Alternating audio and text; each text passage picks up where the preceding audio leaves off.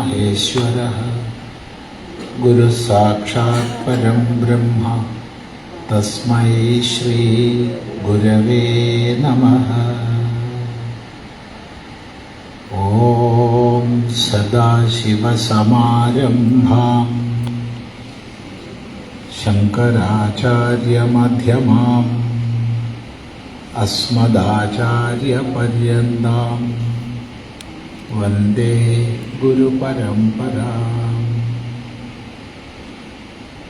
ഓം ഭദ്രം കർണേഭിഃ ശൃണുയാമ ദേവാഃ ഭദ്രം പശ്യേമാക്ഷഭിർയജത്രാഃ സ്ഥിരൈരംഗൈസ്തുഷ്ടുവാംസസ്തനൂഭിർയശേമ ദേവഹിതം യദായുഃ.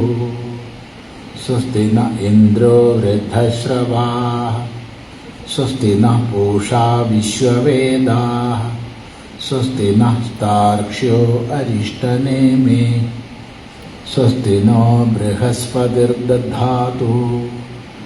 ഓം ശാന്തി ശാന്തി ശാന്തി.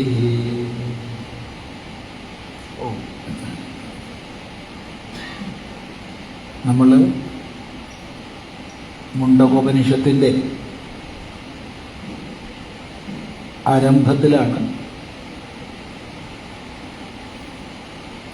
2-3 മന്ത്രം കഴിഞ്ഞു എന്നാ ഓർമ്മ, പക്ഷെ 1 കഴിഞ്ഞു എന്നാ പറയുന്നത്. 1, 2 ശരി.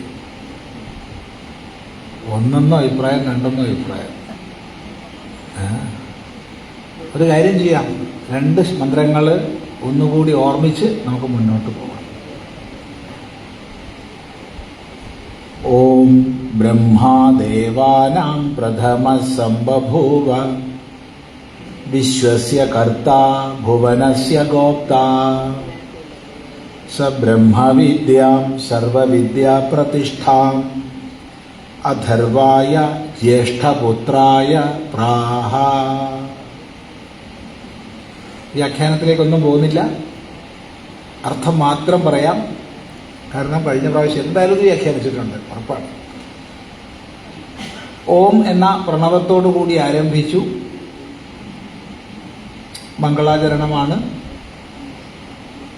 ഉപനിഷത്ത് പ്രതിപാദ്യം എന്തോ അതാണ് ബ്രഹ്മം, ഓംകാരം. മനുഷ്യൻ ഉച്ചരിക്കാവുന്ന സർവശബ്ദങ്ങളുടെയും പ്രതിനിധിയാണ് ഓംകാരം. ഏറ്റവും മംഗളമായി മാനിക്കപ്പെടുന്ന ശബ്ദമാണ് ഓംകാരം. വേദസാരമാണ് ഓംകാരം. ഇതൊക്കെ നമ്മൾ ചിന്തിച്ചിട്ടുണ്ട്. ഹ പോൽ നിശ്ചയായിട്ടും ബ്രഹ്മാവ് ദേവന്മാരുടെ അല്ലെങ്കിൽ ദേവന്മാരിൽ പ്രഥമനായി സംഭവിച്ചു. ദേവന്മാരിൽ ഒന്നാമനായിട്ട് ബ്രഹ്മാവ് സംഭവിച്ചു. ആരാ ബ്രഹ്മാവ്? ഈ വിശ്വത്തിൻ്റെ മുഴുവൻ കർത്താവുമാണ്, രക്ഷകനുമാണ്. വിശ്വത്തിൻ്റെ എന്ന് പറയുമ്പോൾ വിശ്വത്തിലെ ജീവരാശിയുടെ അർത്ഥം മനസ്സിലാക്കണം. അപ്പം സകല ജീവരാശിയുടെയും കർത്താവും തദ്വാര രക്ഷകനുമായ ബ്രഹ്മാവ് ദേവപ്രഥമനായി സംഭവിച്ചു. സഹ അയാൾ, ആ ബ്രഹ്മാവ് സർവവിദ്യകളുടെയും പ്രതിഷ്ഠയായ ബ്രഹ്മവിദ്യയെ നമ്മൾ വിശദമായി ചിന്തിച്ചതാണ്. എങ്ങനെയാണ് ബ്രഹ്മവിദ്യ സർവവിദ്യകളുടെയും പ്രതിഷ്ഠയാണെന്ന് പറയപ്പെടുന്നത് എന്ന് വിശദമായി ചിന്തിച്ചിട്ടുണ്ട്, ആവർത്തിക്കുന്നില്ല. ഇപ്പൊ സർവവിദ്യകളുടെയും പ്രതിഷ്ഠയായ അടിസ്ഥാനമായ ബ്രഹ്മവിദ്യയെ മൂത്ത മകനായ അഥർവന് ഉപദേശിച്ചു. എന്നിട്ടോ അഥർവണേയാം പ്രവദേത ബ്രഹ്മാ അഥർവാതാം പുരോവാചാംഗിരേ ബ്രഹ്മവിദ്യാം സഭാരദ്വാജായ സത്യവഹായ പ്രാഹ ഭാരദ്വാജോങ്കിരസേ പരാവരാം. പറഞ്ഞല്ലോ കഴിഞ്ഞ പ്രാവശ്യം ഇല്ല? ശരി. അഥർവണേ യാം പ്രവദേത ബ്രഹ്മാ. യാം, യാം എന്ന് പറഞ്ഞാൽ യാതൊരുവളെ, യാതൊരുത്തിയെ. ഇപ്പൊ യാതൊരുവളെ, യാതൊരുത്തിയെ എന്നൊക്കെ പറഞ്ഞാൽ എന്താ ഇതർത്ഥം? ഇവിടെ ഉപനിഷത്താണ്. ഉപനിഷത്ത് സ്ത്രീലിംഗമാണ്. ഉപനിഷത്ത് ഒരുവനല്ല, ഒരുവള. ഒരുത്തനല്ല ഉപനിഷത്ത്, ഒരുത്തിയ. എപ്പോഴും ഓർമ്മിക്കണം. അന്ധകാരാവൃതമായ ഒരു മധ്യകാലഘട്ടത്തിൽ ഉപനിഷത്തൊന്നും സ്ത്രീകൾ പഠിക്കാൻ പാടില്ല എന്ന് വരെ മാനിക്കപ്പെട്ടു. ഇന്നും അതിനെ മുൻനിർത്തുന്ന സ്ത്രീകൾ വേദം പഠിക്കാൻ പാടില്ല, സ്ത്രീകൾ വേദം ചൊല്ലാൻ പാടില്ല, സ്ത്രീകൾ ഉപനിഷത്ത് വായിക്കാൻ പാടില്ല എന്നൊക്കെ പറയുകയും പ്രസംഗിക്കുകയും ചെയ്യുന്നവർ ഇന്നും ഉണ്ട്.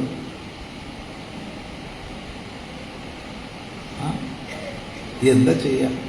ഒന്നേ പറയാനുള്ളൂ, ഉപനിഷത്ത് ശബ്ദം പോലും സ്ത്രീലിംഗ. അല്ലെങ്കിൽ ഉപനിഷത്ത് ശബ്ദം നാം പുല്ലിക്കാക്കിയാൽ പോലെയിരുന്നോ? എന്താ ആചാര്യന്മാർക്കത് അറിയില്ലേ? അത്ര അറിവില്ലാത്തവരവർ. ഇപ്പൊ ഉപനിഷത്ത് ശബ്ദം പോലും സ്ത്രീലിംഗമാണ്.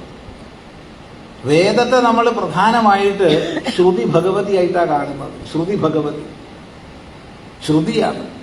ശ്രുതി ആരാ? ഭഗവതിയാണ്. സാന്ദർഭികമായി പറഞ്ഞെന്ന് മാത്രം. ഭഗവാനല്ല, ഭഗവതിയാണ്. ഇതിൻ്റെ എല്ലാം അധിഷ്ഠാന ദേവതയായിട്ട് നമ്മൾ പൂജിക്കുന്നത് ആരെയാ? സരസ്വാനെയാണോ? അല്ല, സരസ്വതിയാണ്. സരസ്വാനല്ല, സരസ്വതിയാണ്. സാന്ദർഭികമായി സൂചിപ്പിച്ച് മനസ്സിലാക്കേണ്ടവർക്ക് മനസ്സിലാക്കാം. അപ്പൊ യാതൊരുവളെ, യാതൊരുത്തിയെ, അതായത് ഉപനിഷത്തിനെ ബ്രഹ്മാ അഥർവണേ പ്രവദേത, ബ്രഹ്മാവ് അഥർവനായിക്കൊണ്ട് പറഞ്ഞു കൊടുത്തുവോ? അഥർവനായിക്കൊണ്ട്, മൂത്ത പുത്രനായിക്കൊണ്ട് പറഞ്ഞു കൊടുത്തു എന്ന് കഴിഞ്ഞ പ്രാവശ്യം പറഞ്ഞു. യാതൊന്നിനെ പറഞ്ഞു കൊടുത്തോ? താം അവളെ, താം അവളെ. ആ ഉപനിഷത്തിനെ അഥർവൻ എന്ത് ചെയ്തു? അങ്കിരേ ഉവാച, അങ്കിക്ക് പറഞ്ഞു കൊടുത്തു. അങ്കി ബ്രഹ്മവിദ്യാം, ബ്രഹ്മവിദ്യയെ. അപ്പൊ യാം ബ്രഹ്മവിദ്യാം ബ്രഹ്മാ അഥർവണേ പ്രവദേത താം ബ്രഹ്മവിദ്യാം അഥർവ അങ്കിരേ ഉവാച. യാതൊരു ബ്രഹ്മവിദ്യയെ ബ്രഹ്മാവ് അഥർവൻ ഉപദേശിച്ചുവോ അതേ ബ്രഹ്മവിദ്യയെ ഒരു മാറ്റവും വരുത്താതെ അഥർവൻ അങ്കിക്ക് ഉപദേശിച്ചു. അപ്പൊ എത്ര ആചാര്യന്മാരായി? ബ്രഹ്മാവ്, അഥർവൻ, അങ്കി.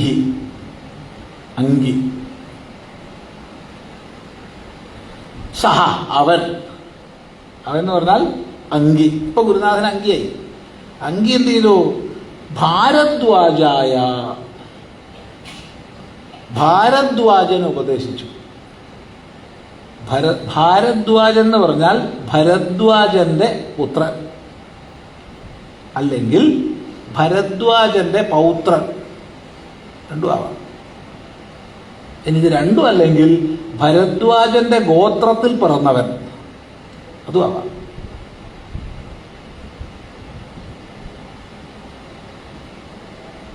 ഭരദ്വാജന്റെ ഗോത്രത്തിൽ പിറന്ന, അഥവാ ഭരദ്വാജന്റെ പുത്രനോ പൗത്രനോ എന്ന് പറയാവുന്ന, എന്താ പേര്?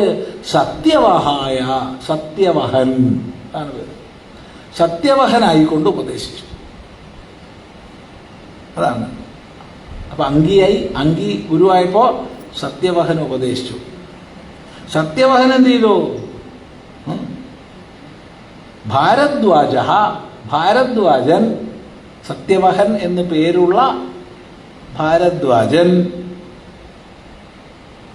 പരാവരാം അങ്കിരസേ ഉവാച, പരാവരമായ ഈ വിദ്യയെ അങ്കിരസിന് ഉപദേശിച്ചു.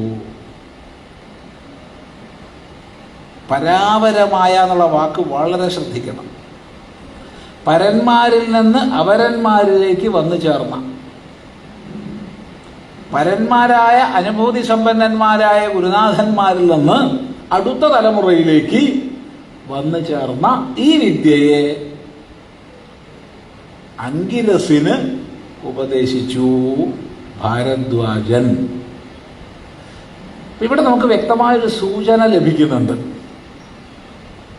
എന്താണ് ആ സൂചന? ഓരോ ആചാര്യനും തനിക്ക് കിട്ടിയ വിദ്യയെ അടുത്ത തലമുറയ്ക്ക് പകർന്നു നൽകി. ഇത് നമ്മുടെ എല്ലാം കർത്തവ്യമാണ്. നമുക്ക് എന്തെല്ലാം അറിവുകളുണ്ടോ അത് അടുത്ത തലമുറയ്ക്ക് പകർന്നു നൽകേണ്ടത് നമ്മുടെ കർത്തവ്യമാണ്. അങ്ങനെയാണ് ഈ സനാതന ധർമ്മം, വൈദിക ധർമ്മം നിലനിന്നത്, നിലനിൽക്കുന്നത്. ഈ കഴിഞ്ഞ മാസം, അതായത് ജാനുവരി മാസം ഉണ്ടായൊരു അനുഭവം നിങ്ങളുമായിട്ട് പങ്കുവയ്ക്കാം. കോഴിക്കോട് ജില്ലയിലെ ഒരു ഗ്രാമപ്രദേശം, ഒരു സുഗ്രാമം. അവിടുത്തെ കുറേ സജ്ജനങ്ങൾ ചേർന്ന് പ്രാചീനമായി ജീർണിച്ചു പോയ ഒരു ക്ഷേത്രം പുനരുദ്ധരിച്ച് അതിൻ്റെ ഒരു പ്രധാന ഘട്ടം എത്തിയ സന്ദർഭമാണ്. എന്തായാലും അവിടെ ചെല്ലണമെന്ന് അവർ നിർബന്ധമായി വിളിച്ചു. അവർ പറഞ്ഞ സമയത്ത് നമുക്ക് ഒഴിവില്ല. അപ്പം അതിരാവിലെ ചെല്ലാന്ന് പറഞ്ഞു. ഒരു 6:15 മണിയൊക്കെ ഉണ്ടാവും, അത്രയേ ഉള്ളൂ. ഇതെന്തിനാ പറയണമെന്ന് ശ്രദ്ധിച്ചാൽ, അത്രയും നേരത്തെ ഒരു സന്യാസിയുടെ സമാഗമത്തിന് പങ്കെടുക്കാൻ തൽപരരായി വന്നവരെ സംബന്ധിക്കുന്നതാണ് ഇനി പറയാൻ പോകുന്നത്. അതാണ് ഇപ്പോൾ അവിടെ ചെന്ന സമയത്ത് ഒരു ഈ സമയത്തൊക്കെ ഉണ്ടാവുക, രാവിലെ 6:15 നോക്കുമ്പോൾ 100-300 പേരുണ്ട്. ഭൂരിഭാഗവും അമ്മമാരാണ്, സ്ത്രീദേഹങ്ങളാണ്. ഒരു 250 പേരും സ്ത്രീദേഹങ്ങളാണ്. സന്തോഷം. അപ്പം അവിടെ ചെറിയൊരു ഭാഷണം ചെയ്തു നമ്മൾ. ആ കൂട്ടത്തിൽ 2 ചോദ്യങ്ങൾ ചോദിച്ചു. ആ ചോദ്യങ്ങൾ നിങ്ങളോട് ഉത്തരത്തിന് വേണ്ടി ചോദിക്കുന്നില്ല, പക്ഷെ ആ ചോദ്യം നിങ്ങളും ഹൃദയത്തിലേക്ക് എടുക്കണം. ചോദ്യം ഇതായിരുന്നു. ഒന്നാമത്തെ ചോദ്യം, ഈ കൂട്ടത്തിൽ ഒരു 45-50 വയസ്സ് ഏറെക്കുറെയുള്ള, അതിനുപരിയുള്ളവർ, 45-50 വയസ്സിന് ഉപരിയുള്ളവർ ആയ അമ്മമാരോടാണ് ഞാൻ പറയണത്, വേറെ ആരോടുമല്ല. ഇവിടെ അല്ല കേട്ടോ, അവിടെ. എത്ര പേര് കൊച്ചു കുട്ടികളായ സമയത്ത് മുത്തശ്ശിയിൽ നിന്ന്, അമ്മമ്മയിൽ നിന്ന്, അച്ഛമ്മയിൽ നിന്ന് ധാർമ്മിക പാഠങ്ങൾ കേട്ടിട്ടുണ്ട് കഥകളായിട്ട്?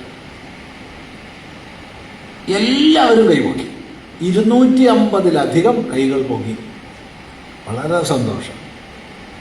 രണ്ടാം ചോദ്യം, അങ്ങനെ തങ്ങൾ കുട്ടികളായ സമയത്ത് അമ്മമ്മയിൽ നിന്ന്, അച്ഛമ്മയിൽ നിന്ന്, മുത്തശ്ശിയിൽ നിന്ന് കേട്ടവര് എത്ര പേര് തങ്ങളുടെ പേരമക്കൾക്ക് അഥവാ മക്കൾക്ക് പറഞ്ഞു കൊടുക്കുന്നുണ്ട്?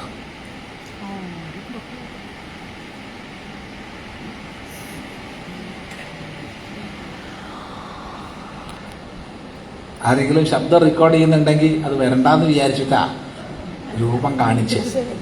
ഇത്ര പേരാ കൈപൊക്കി.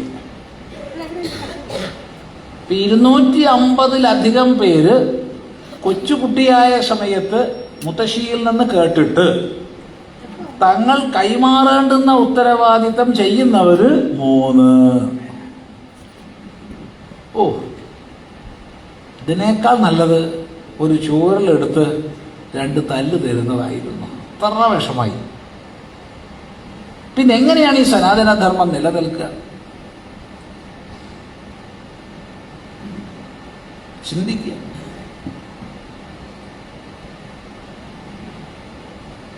എങ്ങനെ നിലനിൽക്കുക? ഉടനെ നമ്മൾ പറയും, ഇന്നത്തെ കുട്ടികൾക്ക് വളരെ തിരക്കാണ് സ്വാമി, അവർക്ക് ഒരുപാട് പഠിക്കാനുണ്ട്. തിരക്ക് സ്വാമിയല്ലെന്നേ, അത് പണ്ടൊക്കെ സമയം ഒരുപാടുണ്ടായിരുന്നോ? അറിയാത്തോണ്ട് ചോദിക്കുക. പണ്ട് തിരക്കുണ്ടായിരുന്നില്ലേ? പണ്ട് പഠിക്കാനുണ്ടായിരുന്നില്ലേ? നമ്മൾ ഏതിനാണ് മുൻഗണന കൊടുക്കുന്നത് എന്നുള്ളതാണ് പ്രധാനം. അല്ലാണ്ട് സമയമില്ല എന്ന് പറയണത് ഒഴിവ് കഴിവ് പറയണതാ, വെറുതെ പറയുക. നമ്മൾ ഏതിന് മുൻഗണന കൊടുക്കും?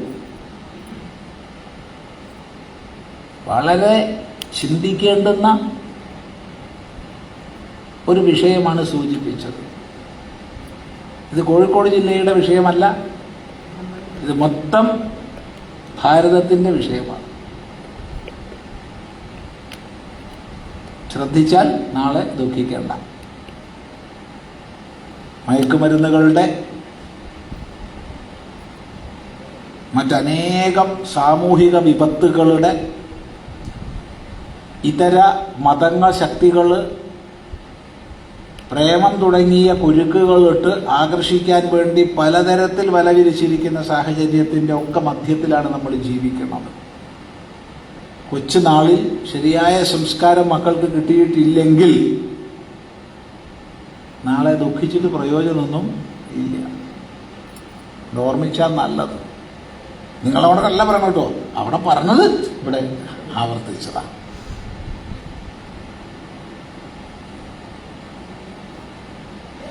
നമ്മൾ ഓരോരുത്തരും സ്വയം വിലയിരുത്തി നമ്മളോട് ചോദിച്ചതാണെങ്കിലോ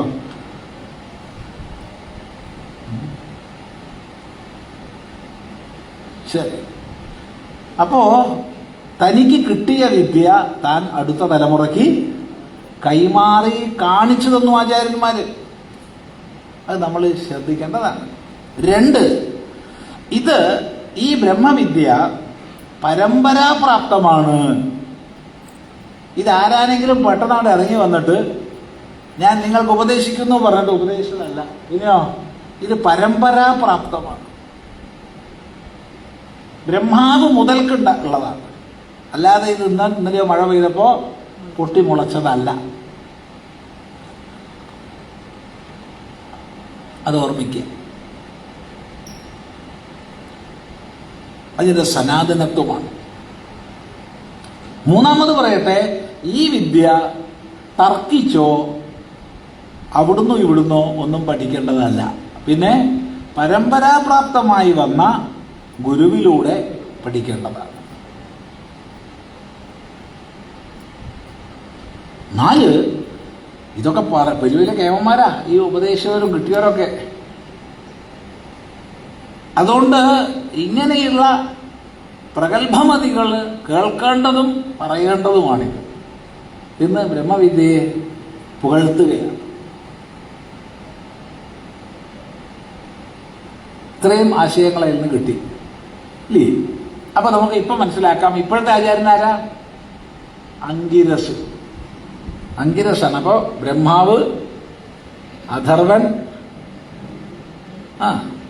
അങ്കി, സത്യവഹൻ, അങ്കിരസ്. 5ാമത്തെ ഗുരുനാഥനാ ഇപ്പോ ഇരിക്കണത്. അങ്ങനെ പരമ്പരയാ ഈ വിദ്യ വന്നു. എന്നിട്ടോ മുന്നോട്ട് പോവുകയാണേ. ചോദിച്ചാൽ പറഞ്ഞാൽ അർത്ഥം മനസ്സിലായില്ല. ഭാഷ്യം വായിക്കണില്ല, ഭാഷ്യത്തിനനുസരിച്ച് മുന്നോട്ട് പോവുകയാണ്.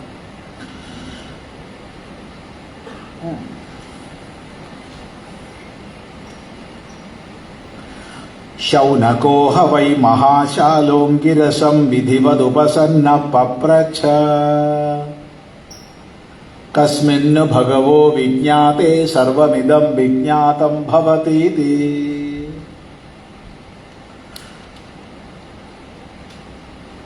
മുറിച്ച് പറയാം, എന്നിട്ട് എല്ലാവർക്കും ചൊല്ലാം.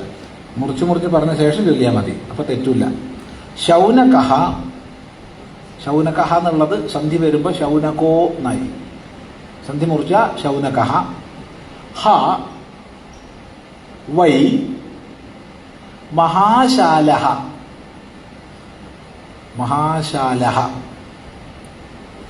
അങ്കിരസം. സന്ധി വരുമ്പോ മഹാശാലോങ്കിരസം. പ്രത്യേകം ശ്രദ്ധിക്കണം, മഹാശാലോ അങ്കിരസം എന്ന് പറയരുത്, മഹാശാലോങ്കിരസം. ഇനി മുറിച്ച് പറയണമെങ്കിൽ മഹാശാലഹ അങ്കിരസം എന്ന് പറയണം. മഹാശാലഃ അങ്കിരസം വിധിവത് ഉപസന്നഃ, വിധിവത് ഉപസന്നഃ പപ്രച്ഛ കസ്മിൻ ഉ അല്ലെങ്കിൽ കസ്മിൻ നു, രണ്ടും ഒരേ അർത്ഥ. ഒന്നുകിൽ കസ്മിൻ ഉ അല്ലെങ്കിൽ കസ്മിൻ നു. ഭഗവഃ, ഭഗവോ എന്നുള്ളത് സന്ധി വരുമ്പം ഭഗവഃ വിജ്ഞാതേ സർവം ഇദം വിജ്ഞാതം ഭവതി ഇതി. ഇതാണ് ഛേദം. ഇനി എല്ലാവർക്കും ഒന്ന് വായിക്കാം. നോക്കൂ. ശൗനകോഹ വൈ മഹാശാലോംഗിരസം വിധിവതുപസന്ന പപ്രച്ഛ. ശൗനകോഹ വൈ മഹാശാലഃ. ഇത്രയും ശബ്ദമുള്ള പറഞ്ഞ മഹാമോശാണ്. ശൗനകോഹ വൈ മഹാശാലഃ അങ്കിരസം വിധിവതുപസന്നഃ പപ്രച്ഛ കസ്മിന്നു ഭഗവോ വിജ്ഞാതേ സർവമിദം വിജ്ഞാതം ഭവതീതി. ഹ വൈ എന്നുള്ളത് രണ്ടും പ്രസിദ്ധിയെ സൂചിപ്പിക്കാനുള്ള രണ്ട് ശബ്ദങ്ങളാണ്. ഒറ്റയ്ക്കൊറ്റയ്ക്ക് അർത്ഥം പറഞ്ഞാൽ ഹ എന്ന് പറഞ്ഞാൽ പോൽ എന്നൊക്കെ പറയാം. പോൽ ഒരു പഴയ കഥകളൊക്കെ പറയുമ്പോൾ നമ്മൾ പറയില്ലേ, പണ്ട് പണ്ട് ഒരു രാജാവ് ഉണ്ടായിരുന്നു പോൽ എന്നൊക്കെ പറയില്ലേ, അതുപോലെയാണ് ഈ ഹ. വൈ എന്ന് പറഞ്ഞാൽ നിശ്ചയമായിട്ടും, യാതൊരു സംശയമില്ല, നിശ്ചയമായിട്ടും. ഈ ഹ വൈ എന്ന് ഒന്നിച്ചു പറയണത് പലപ്പോഴും ഒരു പൂർവ്വവൃത്താന്തം ഓർമ്മിക്കുന്നത് കാണിക്കാനാ. ഇങ്ങനൊരു സംഭവം ഉണ്ടായിട്ടുണ്ട് കേട്ടോ. എന്താ ഉണ്ടായത്? ശൗനക, ശൗനകൻ ഒരാളുടെ പേരാ ശൗനകൻ. ശൗനകൻ എന്ന് പറഞ്ഞാൽ പേര്, അപ്പം അർത്ഥമൊന്നും ചിന്തിക്കണ്ട. ഇനി അർത്ഥമുള്ള പേരല്ലേ സ്വാമി വേണ്ടതെന്ന് ചോദിച്ചാൽ ശുനകസ്യ അപത്യം, ശുനകന്റെ മകൻ. ശൗനകൻ, ശുനകന്റെ മകൻ. ഇന്നിപ്പോൾ നമ്മുടെ നാട്ടിൽ പൊതുവെ ഭാരതത്തിൽ ഇങ്ങനെ പേരിടുന്ന ഒരു പരിപാടിയില്ല പൊതുവെ. എന്നാൽ ഇപ്പോഴും അമേരിക്കയിലും യൂറോപ്പിലൊക്കെ വ്യാപകമായിട്ടുണ്ട്. ഫോക്സ്, ബുൾ എന്നൊക്കെ ധാരാളം പേര്, അങ്ങനത്തെ പല പേരുമുണ്ട്. ഭാരതത്തിൽ അങ്ങനെ ഉണ്ടാറില്ല. ഉണ്ടോ? അപ്പോൾ കുറുക്കൻ, കാള ഒന്നും പേരിടാറില്ല. കാള ഒക്കെ ഇടാറുണ്ടല്ലേ, ഋഷഭ് എന്നൊക്കെ പേരുണ്ട്. ശരിയാ, ഇരിക്കട്ടെ. അപ്പോ ശൗനകൻ, ശുനകന്റെ മകൻ. ശുനകൻ എന്ന് പറഞ്ഞാരാ? ശുനകൻ നിരന്തരം സഞ്ചരിക്കുന്നവനാണ് ശുനകൻ, എപ്പോഴും സഞ്ചരിക്കുന്നത്. നമ്മളൊക്കെ ശുനകന്മാരാ.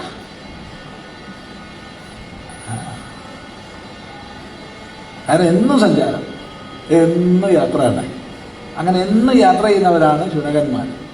ശുന സാദത്യ ഗമനേന ധാതു, ശുനദീതി ശുനക, എപ്പോഴും സഞ്ചരിക്കുക. അവിടെ നായയ്ക്ക് നമ്മൾ പട്ടിക്ക് ശുനകൻ എന്ന് പറയാറുണ്ട്. എന്താ കാരണം? പട്ടിയുടെ സ്വഭാവം കണ്ടില്ലേ? തിരക്കിട്ട് എങ്ങോട്ടാ പോകാൻ തോന്നും. എന്ത് സ്പീഡിലാണ് ഓടുന്നത്? അവിടെ കിടക്കും പോയിട്ട് കുറച്ചേരം വിശ്രമിച്ച് അപ്പണിട്ട് കൊണ്ടുപോകും. എന്തിനെങ്ങനെ ഓടുന്നത്? അങ്ങനെ എപ്പോഴും സഞ്ചരിക്കാനുള്ള സ്വഭാവം. അതുകൊണ്ടാണ് അതിന് ശുനകൻ എന്ന് പേര് വന്നത്. സാദത്യ ഗമനെ, നിരന്തര യാത്ര ചെയ്യുന്ന ഏറ്റവും വലിയ യാത്രക്കാരനാണ് പട്ടി. ശരി. ശൗനകോഹ വൈ മഹാശാലഃ. ആരായി ശൗനകൻ? ഹ വൈ മഹാശാലഃ, മഹാശാലനാണ്. മഹാശാലൻ, മഹാശാലൻ എന്ന് പറഞ്ഞാൽ അനേക ശാലകൾ നടത്തുന്നവനാണ്. വിദ്യാശാല, യജ്ഞശാല, പാകശാല, അന്നശാല, മറ്റ് കലാശാല, കർമ്മശാല, വ്യവസായശാലകൾ, ധാരാളം ബിസിനസ് ചെയ്യുന്ന ആളാണ്. വലിയ ബിസിനസ്സുകാരനാണ് മഹാശാല. അപ്പോൾ വലിയ ബിസിനസ്സുകാരൻ എന്ന് പറയുമ്പോൾ ഒന്ന് നമുക്ക് ഉറപ്പിക്കാം, അയാൾ ഗൃഹസ്ഥനായിരിക്കും. അല്ലേ? കാരണം ബ്രഹ്മചാരി, വാനപ്രസ്ഥൻ, സന്യാസി വലിയ ബിസിനസ്സുകാരാവാൻ സാധ്യത ഇല്ല. എന്തായാലും ഗൃഹസ്ഥനാണ്. അതുകൊണ്ട് ഭഗവാൻ ഭാഷ്യകാരൻ ശങ്കരാചാര്യ സ്വാമികൾ മഹാഗൃഹസ്ഥ എന്ന് പറയുന്നത്. മഹാഗൃഹസ്ഥൻ, വലിയ ഗൃഹസ്ഥനാണ്, വലിയ ബിസിനസ്സുകാരനായിട്ടുള്ള ഒരു ഗൃഹസ്ഥൻ ശൗനകൻ എന്ത് ചെയ്തു? വിധിവത് അങ്കിരസം ഉപസന്നഹ തൻ പപ്രച്ഛ. വിധിവത് അങ്കിരസം ഉപസന്നഹ, വിധിപ്രകാരം അങ്കിരസിന്റെ അടുത്ത് പോയി ഉപസന്നനായി, അടുത്ത് പോയി പ്രാപിച്ചു. വിധിപ്രകാരം എന്ന് പറഞ്ഞാൽ എന്താ? അങ്കിരസ് തിരക്കിട്ട് നടന്നു പോവാ. സംശയം ചോദിക്കാണ്ട് എന്താ അത് വിധിപ്രകാരമാണോ? എന്താ? അല്ല. പിന്നെ അങ്കിരസ് ശാന്തമായി ഉപദേശിക്കത്തക്ക വിധം, അല്ലെങ്കിൽ ഉപദേശിക്കാൻ ഉതകുന്ന വിധം ഇരിക്കുന്ന സമയത്ത്, മറ്റ് കാര്യാന്തരങ്ങളിൽ അല്ലാത്ത സമയത്ത്, വേറെ നാലാളും കൂടി വലിയ ചർച്ച ചെയ്യുമ്പോൾ എനിക്ക് സംശയം ചോദിക്കാണ്ട് കൊണ്ട് പോകാൻ വയ്യല്ലോ. അങ്ങനെയുള്ള സന്ദർഭത്തിൽ തദ്വിദ്ധി പ്രണിപാതേന പരിപ്രശ്നേന സേവയാ ഉപദേക്ഷ്യന്തി ജ്ഞാനം ജ്ഞാനിന തത്വദർശിന. ആ പരമസത്യത്തെ നീ നമസ്കാരം, സേവ, പരിപ്രശ്നം തുടങ്ങിയവയിലൂടെ മനസ്സിലാക്കിക്കോളൂ എന്ന് ഭഗവാൻ പറയുന്നുണ്ട്. അപ്പോൾ പോയി നമസ്കരിച്ച് സേവ ചെയ്ത് അങ്ങനെ പ്രസന്നനാക്കിയിട്ട് ചോദിച്ചു. വ്യക്തമാണല്ലോ. അല്ലാണ്ട് ഓടിയായിട്ട് പോയിട്ട് ചോദിച്ചാൽ ശരിയാവുക? ശൗനകനെ പോലുള്ള മഹാത്മാക്കൾ അവിടെ നിൽക്കട്ടെ. ഒരാളിപ്പോൾ നമ്മളോട് എവിടെയെങ്കിലും വന്നിട്ട് ഓടി വന്നൊരു ചോദ്യം, ഉപനിഷത്തിൻ്റെ രഹസ്യം ചോദിച്ചാൽ എന്താ ചെയ്യാം? അതിനൊക്കെ ഒരു സമ്പ്രദായവും ഒക്കെ ഇല്ലേ? ഒരു ക്രമമൊക്കെ ഇല്ലേ? ഇല്ല. ഇത് പറയുമ്പോൾ നമുക്ക് ഓർമ്മ വരുന്നത് കുറേ കൊല്ലം മുമ്പുള്ള രസകരമായ സംഭവമാണ്. ഒരു ദിവസം ആശ്രമത്തിൽ ഇങ്ങനെ ഇരിക്കുക, പ്രത്യേകിച്ച് തൊഴിലൊന്നും ഇല്ലാണ്ട് അങ്ങനെ ഇരിക്കുന്ന സമയത്ത് ഒരു ചങ്ങാതി റോഡ് വന്ന് ഓടിയാണ്ട് ആശ്രമത്തിൻ്റെ പറമ്പിലേക്ക് ഇറങ്ങി. അപ്പോൾ അവിടുന്ന് തൊട്ടും എതിർവശത്തുള്ള ഷോപ്പിൽ നിന്ന് സിഗരറ്റ് വാങ്ങി വലിച്ചിട്ടാണ് വരുന്നത്. അത് വലിച്ചുകൊണ്ടാണ് വരുന്നത്. അപ്പം അങ്ങനെ ഏകദേശം അടുത്തെത്തി. അവിടെ ഒരു തെങ്ങിൻ്റെ തൈയുണ്ട്. അവിടെ മാറി നിന്നിട്ട് ഞാഞ്ഞ് വലിക്കുന്നുണ്ട്. കാരണം വേഗം ശ്രീരാമകൃഷ്ണ സ്വാമി കാണാൻ പോവാണ്. അയാളതിൻ്റെ അവിടെ ഇരിക്കണമുണ്ട്. അയാളുടെ ദൃഷ്ടിയിൽ ഞാൻ പൊട്ടിട്ടുമുണ്ട്. അപ്പോൾ പിന്നെ വേഗം വലിച്ച് തീർക്കണമല്ലോ. അതായത് ഏറ്റവും ആസ്വദിച്ച് ഉള്ള ഹോമായിരിക്കും അത്. എന്നിട്ട് നേരെ വന്നു, അടുത്തേക്ക് വന്നു. അത് വലിച്ചെറിഞ്ഞു, അത് കളഞ്ഞു. പക്ഷെ അപ്പോഴും ഉണ്ട് ഈ ഓട്ട് കമ്പനിയിൽ നിന്ന് പോണ പോലെ ഇങ്ങനെ രണ്ട് പുക പോകുന്നുണ്ട്, മൂക്കിലൂടെ അങ്ങനെ പോകുന്നുണ്ട് പുക. സന്തോഷമാണ്, അയാളുടെ ഇഷ്ടമാണ്. നമുക്കെന്ത് വേണം? അയാളുടെ സ്വാതന്ത്ര്യമാണ്. അതിലേക്ക് നമുക്ക് കൈ കടത്താൻ പറ്റില്ല. പക്ഷെ വന്നിട്ട് ഒന്നും ഇരുന്നില്ല. താൻ ആരെന്നോ എവിടുന്ന് വന്നെന്നോ പറഞ്ഞില്ല. ഈ പുക എങ്ങനെ പോകുന്നുണ്ട് മൂക്കിലൂടെ. എന്നിട്ട് ചോദിക്കുക, തത്വമസിയുടെ അർത്ഥം എന്താണ്? എടാ മഹാഭാവി, തത്വമസി നോക്കണം, വേദാന്തം മഹാവാക്യമാണ് തത്വമസി. ഉപനിഷത്ത് പോലുമല്ല, ഉപനിഷത്തിന്റെ സാരമാണ് തത്വമസി. അതിന്റെ അർത്ഥം ചോദിക്കുന്നത്. എന്താ ചെയ്യാനുള്ളത്?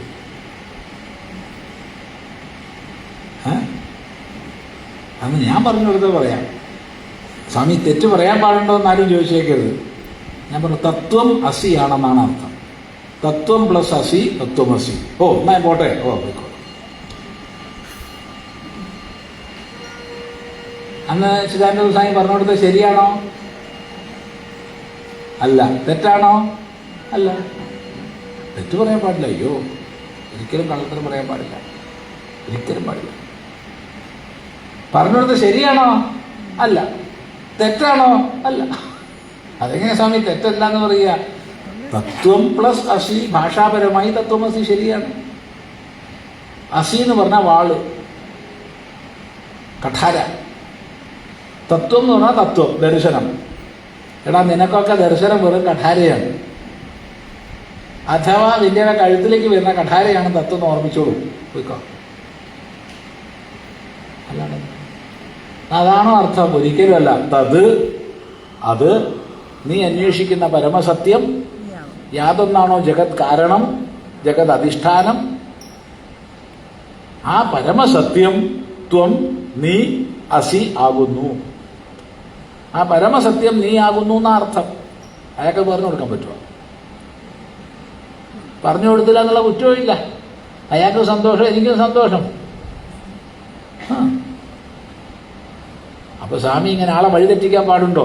അയാൾ ഇങ്ങനെ വന്ന് ചോദിക്കാൻ പാടുണ്ടോ? എന്താ നിങ്ങളുടെ അഭിപ്രായം?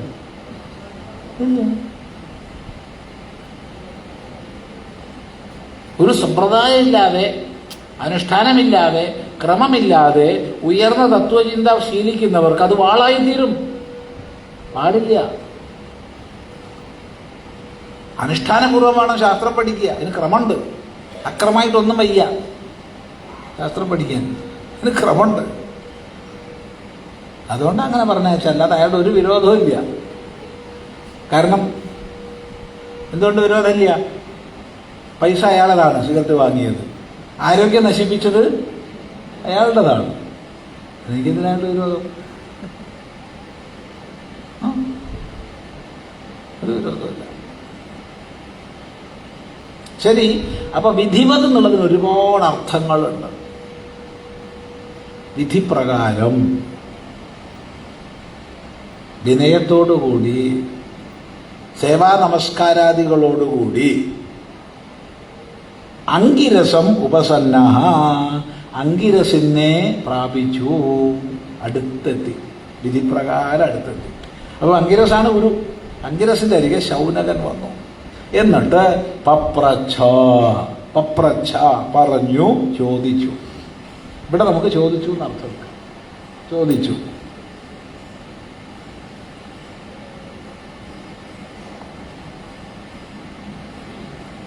എന്താ ചോദിച്ചേ? അതാണ് അടുത്ത വാക്യം. ഭഗവഹ, അല്ലയോ ഭഗവാനെ. ഭഗവഹ എന്ന് പറഞ്ഞാൽ ഭഗവാനെ. നോക്കണേ, ഗുരുനാഥനെ വിളിക്കുന്നത് എന്താ ബഹുമാനം. ഭഗവാനെ. ഭഗവാൻ എന്ന് പറഞ്ഞാൽ ആരാ ഭഗവാൻ?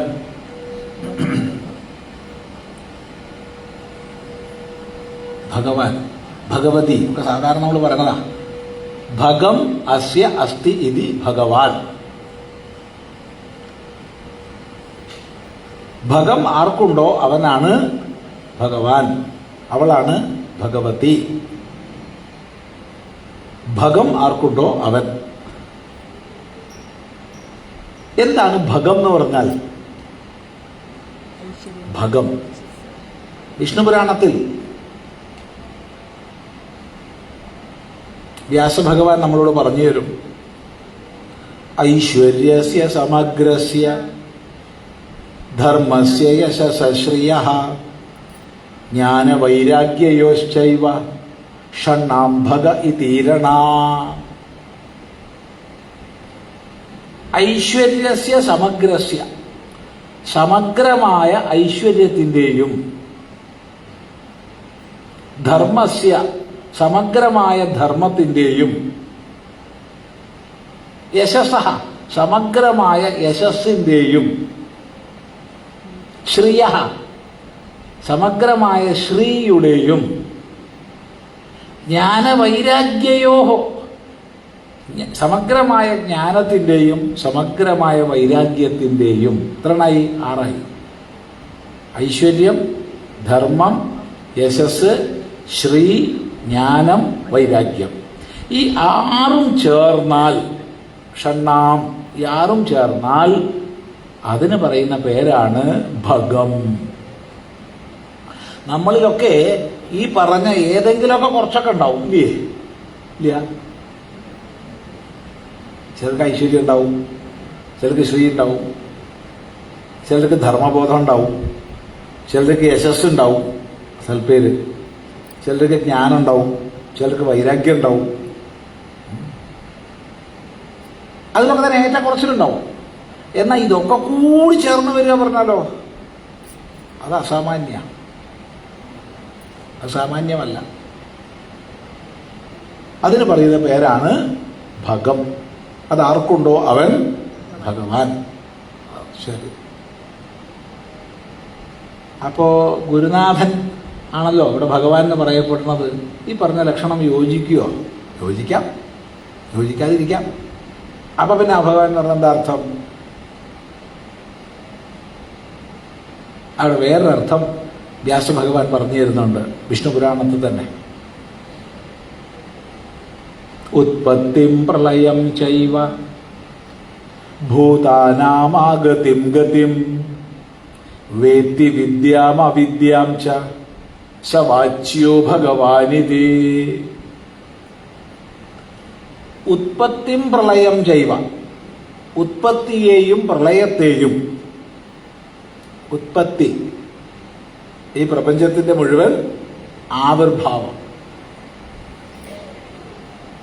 പ്രളയം ചൈവ അതിന്റെ വിലയം, തിരോഭാവം. ഭൂതാനാം ആഗതിം ഗതിം, എല്ലാ ഭൂതങ്ങളുടെയും വരവിനെയും പോക്കിനെയും. ആദ്യം പറഞ്ഞ പ്രപഞ്ചത്തെ മൊത്തമാണ്. ആ പ്രപഞ്ചത്തിൽ അന്തർഭവിച്ച വ്യത്യസ്ത ഭൂതങ്ങളുടെ വരവിനെയും പോക്കിനെയും വേത്തി അറിയുന്നുവോ. വിദ്യാം അവിദ്യാം ച, വിദ്യയെയും അവിദ്യയെയും ആർക്കറിയാമോ?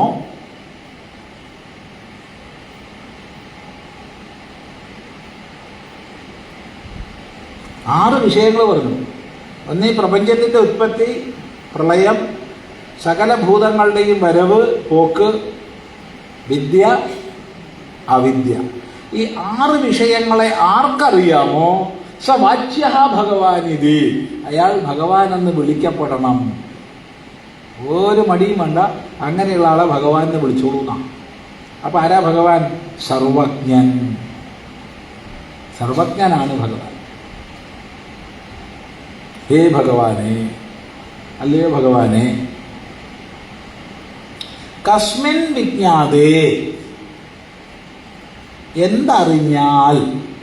കസ്മിൻ എന്ന് പറഞ്ഞാൽ എന്തിൽ, വിജ്ഞാതേ അറിവിൽ. കസ്മിൻ വിജ്ഞാതേ എന്ന് പറഞ്ഞാൽ എന്തറിഞ്ഞാൽ. ഉ ആകട്ടെ, ഇതം സർവം വിജ്ഞാതം ഭവതി, ഇതെല്ലാം അറിയപ്പെട്ടതായി തീരും. എന്തറിഞ്ഞാലാണ് ഇതെല്ലാം അറിയപ്പെട്ടതായി തീരുന്നത്? എന്തിൽ അറിവുണ്ടായാൽ എല്ലാം അറിയപ്പെട്ടതായി തീരുന്നു. അല്ലാത്തൊരു ചോദ്യമാണ്. കാരണം സാധാരണ ഏതെങ്കിലും ഒരു ശാസ്ത്ര മേഖല പഠന വിധേയമാക്കിയാൽ ആ ശാസ്ത്ര മേഖലയിലുള്ളതാണ് നമുക്കറിയാം, അല്ലേ? അതല്ലേ നമുക്കറിയാം. ഇങ്ങനെയാണ് പതിവ്. ഒരാള് വളരെ ആഴത്തിൽ ഫിസിക്സ് പഠിച്ചു എന്നുള്ളത് കൊണ്ട് അയാൾക്ക് ലോ അറിഞ്ഞോളണമെന്നില്ല, അറിഞ്ഞൂടാന്നില്ല, അറിഞ്ഞോളണമെന്നില്ല. അല്ലെങ്കിൽ വളരെ ഡീറ്റെയിൽ ആയിട്ട് സുവോളജി പഠിച്ചു കഴിഞ്ഞാൽ അയാൾക്ക് ഫിസിക്സ് അറിഞ്ഞോളണമെന്നില്ല. അറിയാം, പക്ഷെ അറിഞ്ഞോളണമെന്നില്ല. അപ്പൊ ഓരോ മേഖലയിലും അറിവ് നേടുമ്പോൾ ഇതര മേഖലകളിൽ അറിവുണ്ടാവാറില്ല. ഇതാണ് ലോക സ്വഭാവം. അപ്പോഴാണ് ഈ ചോദ്യം വരുന്നത്, എന്തറിഞ്ഞാൽ എല്ലാം അറിഞ്ഞതായി തീരും.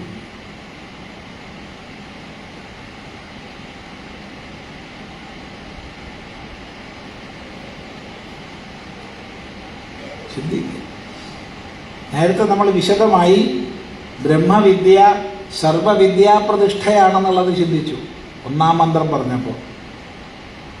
സബ്രഹ്മവിദ്യാം സർവവിദ്യാപ്രതിഷ്ഠാം അഥർവായ ജ്യേഷ്ഠപുത്രായ പ്രാഹ എന്നുള്ളിടത്ത് ബ്രഹ്മവിദ്യ എല്ലാ വിദ്യകളുടെയും അടിസ്ഥാനമാണെന്ന് പറഞ്ഞു.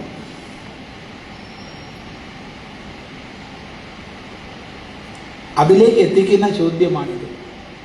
എന്തറിഞ്ഞാൽ എല്ലാം അറിഞ്ഞതായി തീരും. നോക്കൂ, വിവിധങ്ങളായ വസ്തുക്കളെ കുറിച്ച് അറിവ് സമ്പാദിച്ചാൽ ആ അറിവിന് അറ്റം ഉണ്ടാവില്ല. അറിയുന്തോറും അറിയപ്പെടേണ്ടതായിട്ടിരിക്കുന്നു, അറിയുന്തോറും അറിയപ്പെടേണ്ടതായിട്ടിരിക്കുന്നു. അപ്പം അറിവിന് അറ്റുണ്ടാവില്ല.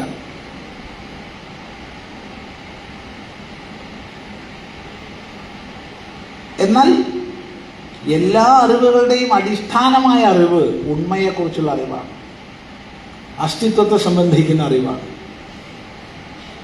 ഈ അസ്തിത്വത്തെ, സത്തയെ സംബന്ധിക്കുന്ന അറിവ് എല്ലാ അറിവുകളുടെയും പ്രതിഷ്ഠയാണ്. അതാണ് ചോദ്യം. അപ്പൊ എല്ലാ അറിവ് എന്തറിഞ്ഞാൽ എല്ലാം അറിഞ്ഞതായിത്തീരും എന്ന് ചോദിച്ചു. ഇത് സർവജ്ഞാനോടല്ലേ ചോദിക്കാൻ പറ്റുമോ? മാത്രമല്ല, ചോദിക്കുന്ന ആൾ ജിജ്ഞാസുവാണെന്ന് അപ്പുറത്ത് മനസ്സിലാവുക കൂടി വേണം. ഇയാൾ ജിജ്ഞാസുവാണ്, അറിയാൻ വേണ്ടിയിട്ടാണ് ചോദിക്കണത് എന്ന്. കാരണം ചോദ്യം പല ജാതി ചോദിക്കാമല്ലോ. അറിയാൻ ചോദിക്കാം, അറിയിക്കാൻ ചോദിക്കാം, അളക്കാൻ ചോദിക്കാം, നേരം പോക്കിന് ചോദിക്കാം. ഇല്ല, പ്രധാനമായിട്ട് 4 പ്രകാരം ചോദിക്കാം. അറിയാൻ ചോദിക്കാം,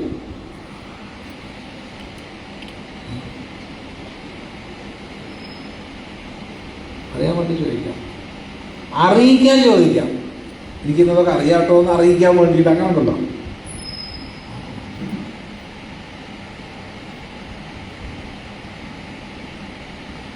അങ്ങനല്ലേ, അങ്ങനെ ചോദിച്ചില്ലേ? എനിക്ക് ഇന്നതൊക്കെ അറിയാം എന്ന് അങ്ങോട്ട് മനസ്സിലാക്കിപ്പിക്കാൻ വേണ്ടിയിട്ട് അറിയിക്കാൻ ചോദിക്കാം. പിന്നെ അളക്കാൻ ചോദിക്കാം, ഇയാൾക്ക് എത്ര മാത്രം അറിവുണ്ട് എന്നൊന്ന് അളക്കണം, അതിന് വിചാരിച്ച് ചോദിക്കാം. പിന്നെ നേരം പോക്കിന് ചോദിക്കാം. അങ്ങനെ വെറുതെ സമയം കൊല്ലുക, അത്രേ ഉള്ളൂ. അതൊരു ചോദ്യം ഉണ്ടായിക്കൊണ്ടേയിരിക്കും. ചോദ്യം അവർ ചോദിച്ച ചോദ്യത്തിന് ഇയാൾ ഉത്തരം പറയുമ്പോൾ അവർ പണിയെടുക്കുകയായിരിക്കും. എന്താ പണി? അടുത്ത ചോദ്യം ഉണ്ടാക്കുക. അങ്ങനെയുള്ളവർ വലിയ പരോപകാരികളാണ്. കാരണം അവർ ചോദിക്കുന്നുണ്ടാണല്ലോ ഇയാൾക്ക് ഉത്തരം പറയുന്നത് മറ്റുള്ളവർക്ക് കേൾക്കാൻ കഴിയും. അവർക്ക് കേൾക്കേണ്ട ആവശ്യമില്ല. ഞാൻ 4 പ്രകാരം ചോദിക്കാം. അതിൽ വേദാന്ത വിദ്യ അറിയാൻ ചോദിക്കുന്നവരോട് മാത്രമേ കൊടുക്കേണ്ട ആവശ്യമുള്ളൂ.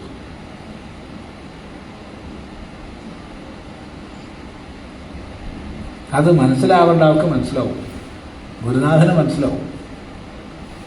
കാരണം ഗുരുനാഥൻ ഒരു സമ്പ്രദായത്തിലൂടെ, ഒരു പരമ്പരയിലൂടെ കടന്നു വന്ന ആളാണ്. ഇന്ന് നമുക്ക് എന്തൊക്കെ ജിജ്ഞാസാനുബന്ധിയായിരിക്കുന്നവരുണ്ടോ അതൊക്കെ അനുഭവിച്ച് കടന്നു വന്ന ആളാണ്. അല്ലാതെ അയാൾ ആകാശത്ത് പൊട്ടി വീണ ആളല്ല. അപ്പൊ നമ്മുടെ ചെറിയൊരു മുഖത്തിന്റെ സ്പന്ദനം പോലും ഗുരുനാഥന് മനസ്സിലാവും. അതുകൊണ്ട് ഇതാണ് ചോദ്യം. എന്തറിഞ്ഞാൽ എല്ലാം അറിഞ്ഞതായി തീരും. നല്ല ചോദ്യമാണല്ലോ. ഇതാണ് ചോദ്യം. ഇത് ഇപ്രകാരം ചോദിച്ചു. അപ്പോ എന്തുണ്ടായി? തസ്മൈ സഹോവാച ദ്വേ വിദ്യേ വേദിതവ്യേ ഇതി ഹസ്മയത് ബ്രഹ്മവിദോ വദന്തി പരാചൈവ പരാച.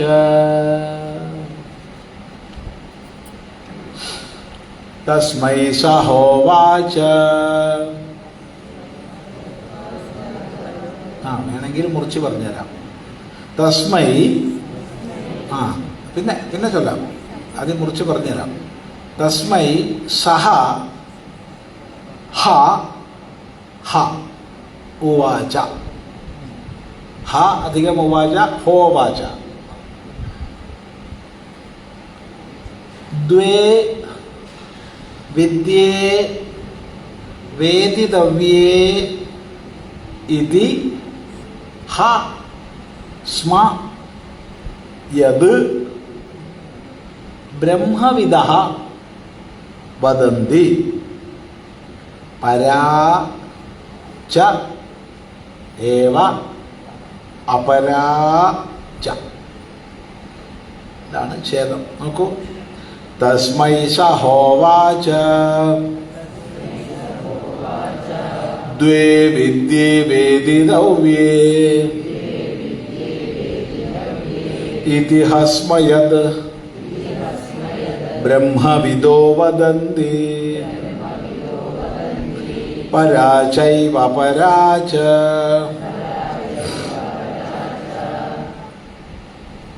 തസ്മൈ. തസ്മൈ എന്ന് പറഞ്ഞാൽ അവനോടായിട്ട്, അവനോടായിക്കൊണ്ട്, ലളിതമായി പറഞ്ഞാൽ അവനോട്. സഹ അവൻ, അവൻ അയാൾ.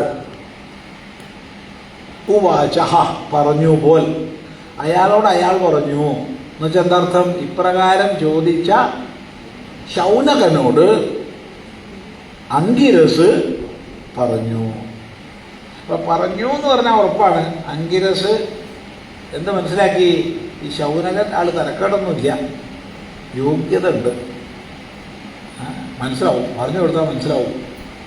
തെറ്റിദ്ധരിക്കുന്നവരോട് പറഞ്ഞു കൊടുത്താൽ അപകടവും. രണ്ടു കൂട്ടരോട് പറയാൻ ഒന്നും സംശയിക്കണ്ട, ഉദ്ദേശിച്ചതുപോലെ മനസ്സിലാവും. എങ്കിലും ഒരു വസ്തു മനസ്സിലാവില്ല വെച്ചാലും സന്തോഷമായിട്ട് പറഞ്ഞു കൊടുക്കാം. അല്ലേ? ശരിയല്ലേ പറഞ്ഞ? എന്താണോ പറയുന്ന ആള് വിചാരിച്ചിട്ടുള്ളത് അത് അതേപടി മനസ്സിലാവുന്ന ഒരാളോട് പറഞ്ഞാൽ ഒരു കുഴപ്പമില്ല. ഒരു വസ്തു മനസ്സിലാവില്ല എന്നുള്ള ആളോട് പറഞ്ഞു കൊടുത്താലും ഒരു കുഴപ്പമില്ല. രണ്ടും നല്ലതാ. നടുക്കുള്ളത് അപകട. എന്ത്? കുറച്ച് മനസ്സിലാവുക, അവിടുന്ന് ഇവിടുന്ന് മനസ്സിലാക്കുക. ഇതാണ് ഇന്നത്തെ വലിയൊരു ശാപട്ടോ സമൂഹത്തിൻ്റെ. ഒരു വാചകത്തിൻ്റെ അർത്ഥം പോലും മനസ്സിലാക്കാൻ കഴിവില്ലാതെ ചാടി വീണ് പ്രതികരിക്കുന്ന സ്വഭാവമാണ്. ഒരു വാചകത്തിൽ ഉപയോഗിച്ച വാക്കുകൾ ഏതൊക്കെ, ആ വാക്കുകളുടെ വാച്യാർത്ഥം എന്തൊക്കെ, ലക്ഷ്യാർത്ഥം എന്തൊക്കെ, ഇത് മനസ്സിലാക്കിയിട്ടല്ലേ നമ്മൾ അർത്ഥനിരൂപണം ചെയ്യുക. അതൊന്നും ഇല്ലാതെ ചാടി കളിച്ചങ്ങോട്ട് പ്രതികരിക്കുന്ന സ്വഭാവമായി ഇന്നാണ്. ഓ, എന്താ പറ്റണ നമുക്ക്! എത്ര സമ്പന്നമായൊരു സംസ്കൃതി!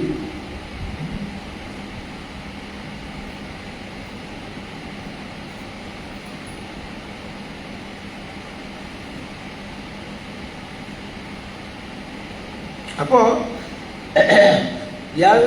ഇയാൾ വളരെ യോഗ്യനാണ്, ഉപദേശിക്കാം എന്ന് മനസ്സിലാക്കിയിട്ട് അങ്കിരസ് പറഞ്ഞു. എന്താ പറഞ്ഞേ? ദ്വേ വിദ്യേ വേദിതവ്യേ. ദ്വേ വിദ്യേ, രണ്ട് വിദ്യകൾ. ദ്വേ വിദ്യേ, രണ്ട് വിദ്യകൾ. സാന്ദർഭികമായി പറയട്ടെ, വിദ്യാശബ്ദവും സ്ത്രീലിംഗമാണ്. വിദ്യാശബ്ദവും സ്ത്രീലിംഗമാണ്. അപ്പൊ ദ്വേ വിദ്യേ, രണ്ട് വിദ്യകൾ. വേദിതവ്യേ, വേദിതവ്യ എന്ന് പറഞ്ഞാൽ അറിയപ്പെടേണ്ടവൾ. വേദിതവ്യേ എന്ന് പറഞ്ഞാൽ അറിയപ്പെടേണ്ടുന്ന രണ്ടുപേര്. അപ്പൊ രണ്ട് വിദ്യകൾ അറിയപ്പെടേണ്ടതായിട്ടുണ്ട്. അപ്പൊ കുഴപ്പമല്ലോ. ശിഷ്യ ചോദിച്ചത് എന്താ? എന്തറിഞ്ഞാൽ എല്ലാം അറിഞ്ഞതായിത്തീരും. ആ ഒരറിവ് ഇങ്ങോട്ട് പറഞ്ഞു തരുന്ന ഒരറിവ് ചോദിച്ചാലോട് ഗുരു എന്താ പറഞ്ഞത്? രണ്ട് വിദ്യകൾ അറിയപ്പെടേണ്ടതായിട്ടുണ്ട്.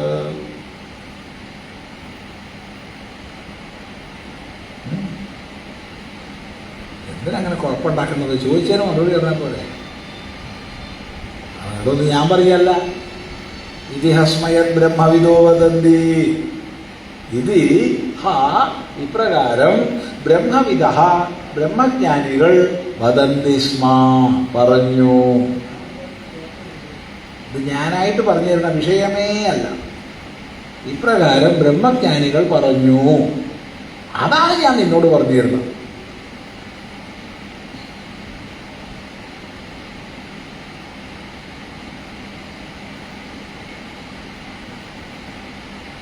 അപ്പൊ ബ്രഹ്മജ്ഞാനികൾ പറഞ്ഞാൽ എന്താ? മനുഷ്യനായാൽ രണ്ട് വിദ്യകൾ അറിയണം എന്നാണ്. ഏതായി രണ്ട് വിദ്യ? മനസ്സിലായില്ലല്ലോ. പറയാം. പരാച അപരാച ഏവ. പരാവിദ്യയും അപരാവിദ്യയും.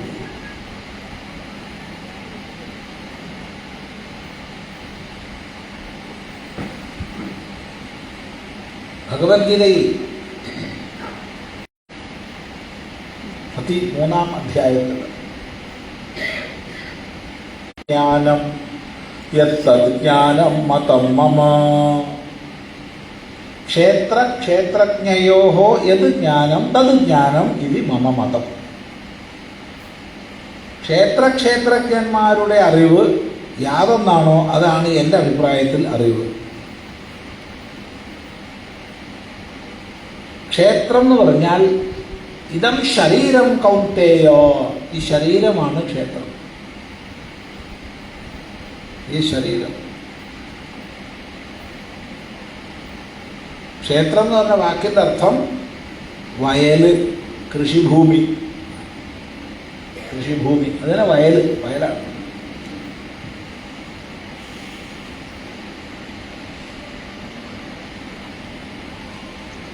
അപ്പൊ ഈ ശരീരം ഒരു ക്ഷേത്രമാണ്, വയലാണ്. ഏതദ്യോവേത്തിതം പ്രാഹു ക്ഷേത്രജ്ഞ ഇതി തദ്വിദ. ഇതിനെ ആരറിയുന്നു അവനാണ് ക്ഷേത്രജ്ഞൻ. ആരാ അപ്പം ഇതിനറിയണത്?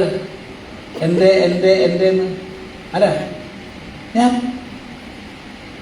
ഇല്ലേ, എൻ്റെ കയ്യ്, എൻ്റെ കണ്ണ്, എൻ്റെ മൂക്ക്, എൻ്റെ വായ, എൻ്റെ ചെവി, എൻ്റെ തല എന്നിങ്ങനെ ഇതിനെ ആരറിയുന്നുവോ അവനാണ് ക്ഷേത്രജ്ഞൻ. ആര്? ഞാൻ, ജീവാത്മാ.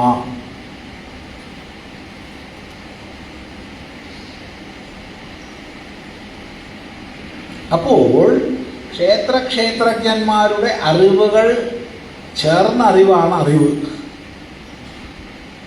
എന്നാണ് ഭഗവാൻ പറയുന്നത്. അപ്പം നമ്മൾ ഒന്നും കൂടി വിസ്തരിച്ച് ചിന്തിച്ചു നോക്കൂ. ഈ ക്ഷേത്രം, ഈ ശരീരം എന്ന് പറഞ്ഞാൽ എന്തൊക്കെ ചേർന്നതാ? ശരീര അവയവങ്ങൾ. കുറച്ചുകൂടി സൂക്ഷ്മമായി പറഞ്ഞാൽ ശരീര, ഇന്ദ്രിയ, മനോബുദ്ധികളൊക്കെ ചേർന്നതാണ്.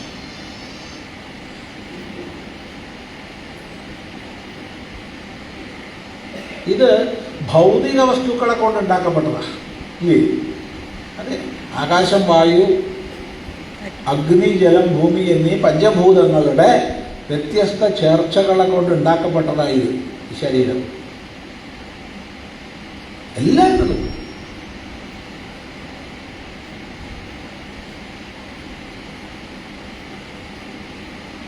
അപ്പോൾ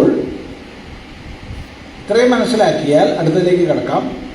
അപ്പോൾ ക്ഷേത്രജ്ഞാനം എന്ന് പറഞ്ഞാൽ എന്താണ്? ആലോചിച്ചു. ഒന്നുകൂടി പറയാം. ക്ഷേത്രം എന്ന് പറഞ്ഞാൽ ഈ ശരീരം. ഈ ശരീരം വിവിധ ഭൂതങ്ങൾ ചേർന്നുണ്ടായിട്ടുള്ളതാണ്.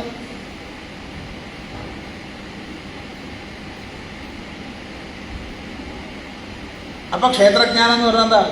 ഭൂതഭൗതിക സംഘാതങ്ങളെ കുറിച്ചിട്ടുള്ള അറിവ്. ഇന്ന് നമ്മൾ ഫിസിക്കൽ സയൻസ് അല്ലെങ്കിൽ മെറ്റീരിയൽ സയൻസ് എന്ന് പറയുന്ന മുഴുവനും ഉൾപ്പെടും ക്ഷേത്രജ്ഞാനങ്ങൾ. ലക്ഷക്കണക്കിന് ബ്രാഞ്ചുകൾ ഉണ്ടാവും അതിൽ.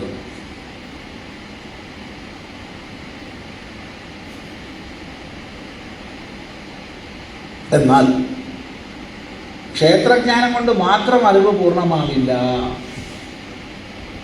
അതാണ് ഭഗവാൻ പറയുന്നത്. പിന്നെന്ത് വേണം? ക്ഷേത്രജ്ഞാനം കൂടി വേണം. ക്ഷേത്രജ്ഞാനം, ആത്മജ്ഞാനം. അപ്പം ഭൂതഭൗതിക വസ്തുക്കളെക്കുറിച്ചും നമുക്കറിയണം, ആത്മാവിനെ കുറിച്ചും അറിയണം. അറിയപ്പെടുന്നതിനെ കുറിച്ച് അറിയണം, അറിയുന്നവനെയും അറിയണം. ഇന്നത്തെ ലോകത്തിൻ്റെ ഏറ്റവും വലിയ ശാപം അറിയപ്പെടുന്നതിനെ മാത്രം അറിഞ്ഞാൽ മതി എന്ന് നമ്മൾ വിചാരിക്കുക. അറിയുന്നവനെ കുറിച്ച് അറിയണ്ടെന്ന് വിചാരിക്കുക. മാറ്റം വരുന്നുണ്ട്, തീർച്ചയായിട്ടും മാറ്റം വരുന്നുണ്ട്. ഒരു 10-40 വർഷങ്ങൾക്ക് മുമ്പുള്ളതിനേക്കാൾ എത്രയോ മാറ്റം വന്നു കഴിഞ്ഞു. ഇനി മുന്നോട്ട് കൊല്ലം പോകുമ്പോൾ അതിനനുസരിച്ച് മാറ്റം വരും. അറിയാനുള്ള ആ ഒരു ത്വര, താല്പര്യം വളർന്നത്. ഞാൻ ആര്? അപ്പൊ ഇവിടെ ഈ രണ്ടറിവുകളും ചേരണം. ഭൂതഭൗതിക വസ്തുക്കളെ കുറിച്ചുള്ള അറിവും വേണം, ആത്മാ ഞാൻ ആര് എന്നുള്ളതിനെ കുറിച്ചുള്ള അറിവും വേണം. ഈ രണ്ടറിവും ഒത്തുചേർന്നാൽ മാത്രമേ എൻ്റെ അഭിപ്രായത്തിൽ അത് അറിവാകൂ. അതിലേതെങ്കിലും ഒന്നിനെ കുറിച്ച് മാത്രം അറിഞ്ഞാൽ അറിവ് പൂർണ്ണം ആകില്ല. അപ്പം ബിരുദാനന്തര ബിരുദങ്ങളുടെ പട്ടിക എഴുതി വെച്ചുകൊണ്ട് ഒരാൾക്ക് പൂർണ്ണമായ അറിവുണ്ട് എന്ന് അർത്ഥമില്ല. കാരണം അതെല്ലാം ഭൗതിക സംഘാതങ്ങളെക്കുറിച്ചുള്ള അറിവുകളാണ്.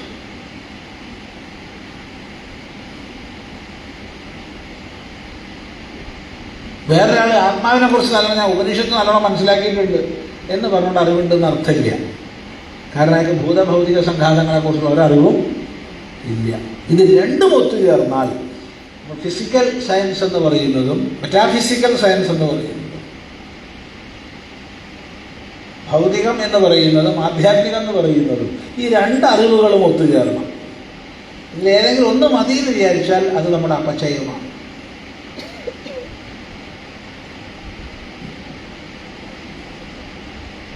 നല്ലപോലെ ഓർമ്മിക്കുക.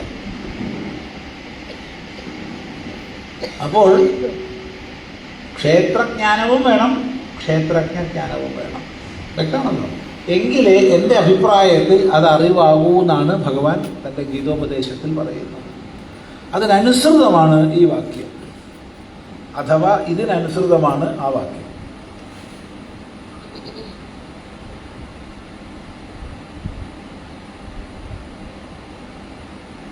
എന്താ അത്? ദ്വേ വിദ്യേ വേദിതവ്യേ, രണ്ട് വിദ്യകൾ അറിയപ്പെടേണ്ടതായിട്ടുണ്ട്, പരാവിദ്യയും അപരാവിദ്യയും.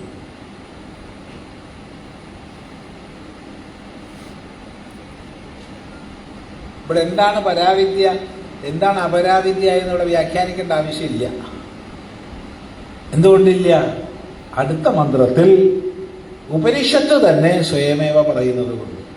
ഇവിടെ അത് വ്യാഖ്യാനിച്ചാൽ പിന്നെ അടുത്തത് പറയുമ്പോൾ ഒന്നും പറയാനില്ല. പിന്നെ അതുകൊണ്ട് യഥാക്രമം നമുക്ക് പഠിക്കാം.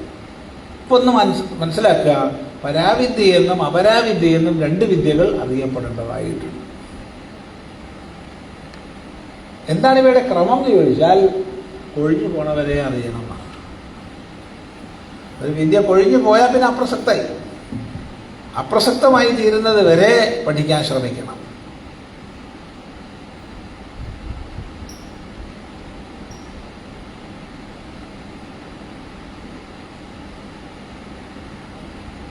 ശ്രദ്ധിക്കുക.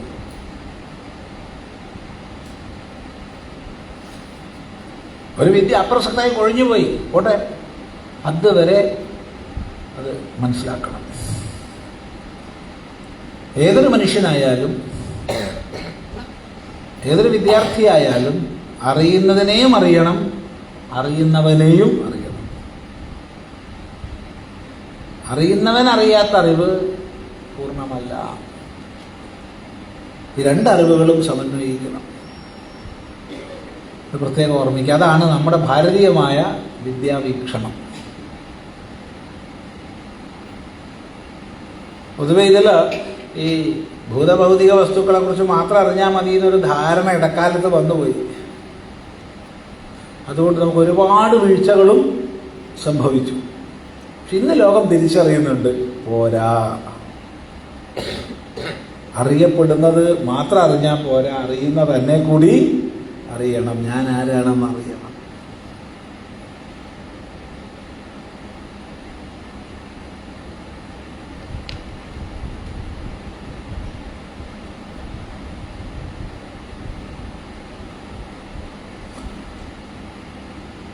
ശാസ്ത്രവിരുദ്ധങ്ങളായ ഒരുപാട് കൽപ്പനകളൊക്കെ കാണും. എങ്കിൽ പോലും പറയട്ടെ, ഇന്ന് ലോകത്തിൽ മൊത്തം നോക്കിക്കഴിഞ്ഞാൽ ഏറ്റവും അധികം വിറ്റഴിക്കപ്പെടുന്ന പുസ്തകങ്ങൾ ആധ്യാത്മിക പുസ്തകങ്ങളാണ്. വളരെ സന്തോഷകരമാണ്. വളരെ വലിയ മാറ്റമാണ് വന്നുകൊണ്ടിരിക്കുന്നത്. അപ്പം അറിയാനുള്ള ത്വര സമൂഹത്തിനുണ്ട്. ഭാരതീയ വീക്ഷണത്തിലേക്ക് ലോകം എത്തിക്കൊണ്ടിരിക്കുകയാണ്.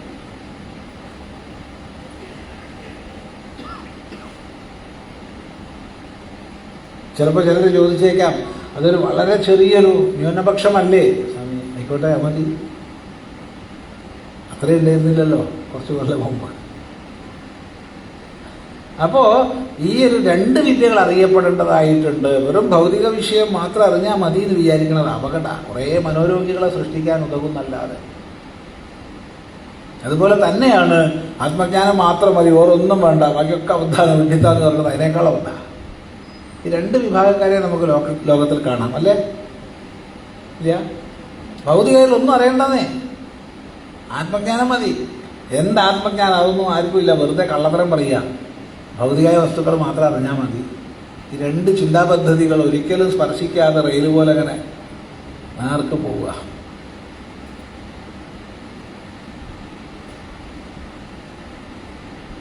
ഇവിടെയാണ് സ്വാനുഭൂതി സമ്പന്നന്മാരായ ഗുരുനാഥന്മാർ അറിഞ്ഞതിനെ അറിയിച്ചത് നമ്മൾ ഓർമ്മിക്കേണ്ടത്.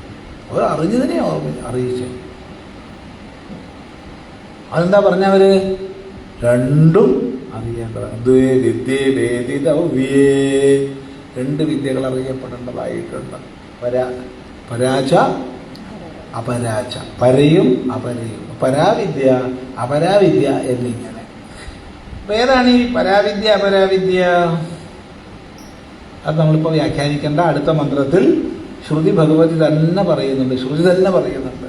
എന്നാൽ അതിന് മുമ്പ് ശ്രദ്ധിക്കേണ്ട ഒരു വിഷയം ഈ മന്ത്രത്തിൽ ഇതിഹസ്മയ ബ്രഹ്മവിദോ വദന്തി, ഇപ്രകാരം ബ്രഹ്മവിത്തുക്കൾ പറഞ്ഞു, ബ്രഹ്മജ്ഞാനികൾ ഇങ്ങനെ പറഞ്ഞു. ഇത് ഞാനായിട്ട് പറയുന്നതല്ലടോ ശൗനക. പിന്നെ ആരാ പറഞ്ഞേ? ബ്രഹ്മജ്ഞാനികൾ പറഞ്ഞു, ബ്രഹ്മത്തെ പരമസത്യത്തെ അറിഞ്ഞവര് ഇങ്ങനെ പറഞ്ഞിട്ടുണ്ട് എന്ന്. അനാദികാലമായിട്ട് ഇതാണ് അവരുടെ വീക്ഷണം.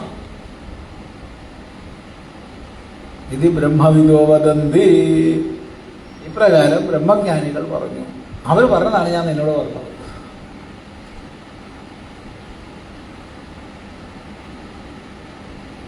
കഴിഞ്ഞ ജാനുവരി മാസം, ജാനുവരിയാണോ ഡിസംബർ ഒടുവിലാണോ എന്ന് ഓർമ്മയില്ല, ഒരു കൂട്ടർ വന്നു ആശ്രമത്തിൽ. അവർ പറഞ്ഞു, ഞങ്ങൾ സ്വാമിയുടെ മൊഴിമുത്തുകൾ, മൊഴിമുത്ത് വലിയല്ല, മൊഴിമുത്തുകൾ ഒരു പുസ്തകമാക്കി പ്രസിദ്ധീകരിക്കാൻ ആഗ്രഹിക്കുന്നു. എന്ത് മുത്ത്? മൊഴിമുത്തുകൾ എന്നുവെച്ചാൽ സ്വാമിയുടെ വാക്കുകൾ, വാചകങ്ങൾ കമ്പയർ ചെയ്തിട്ട് ഒരു വാക്കുമില്ല. അയാൾക്ക് എന്തെങ്കിലും വെള്ളം കുടിച്ചിട്ട് സ്ഥലം വിട്ടോളൂ. എന്താ സ്വാമി, ഞാൻ അവരെ ആശ്രമ ഹാളിലേക്ക് കൂട്ടിക്കൊണ്ടുപോയി. ഇത് കഥയല്ല, ഉണ്ടായ സംഭവമാണ്. ആശ്രമ ഹാളിലേക്ക് കൂട്ടിക്കൊണ്ടുപോയി അവിടുത്തെ ആംപ്ലിഫയർ കാണിച്ചു കൊടുത്തു. യവന്റെ മൊഴിമുത്തുകൾ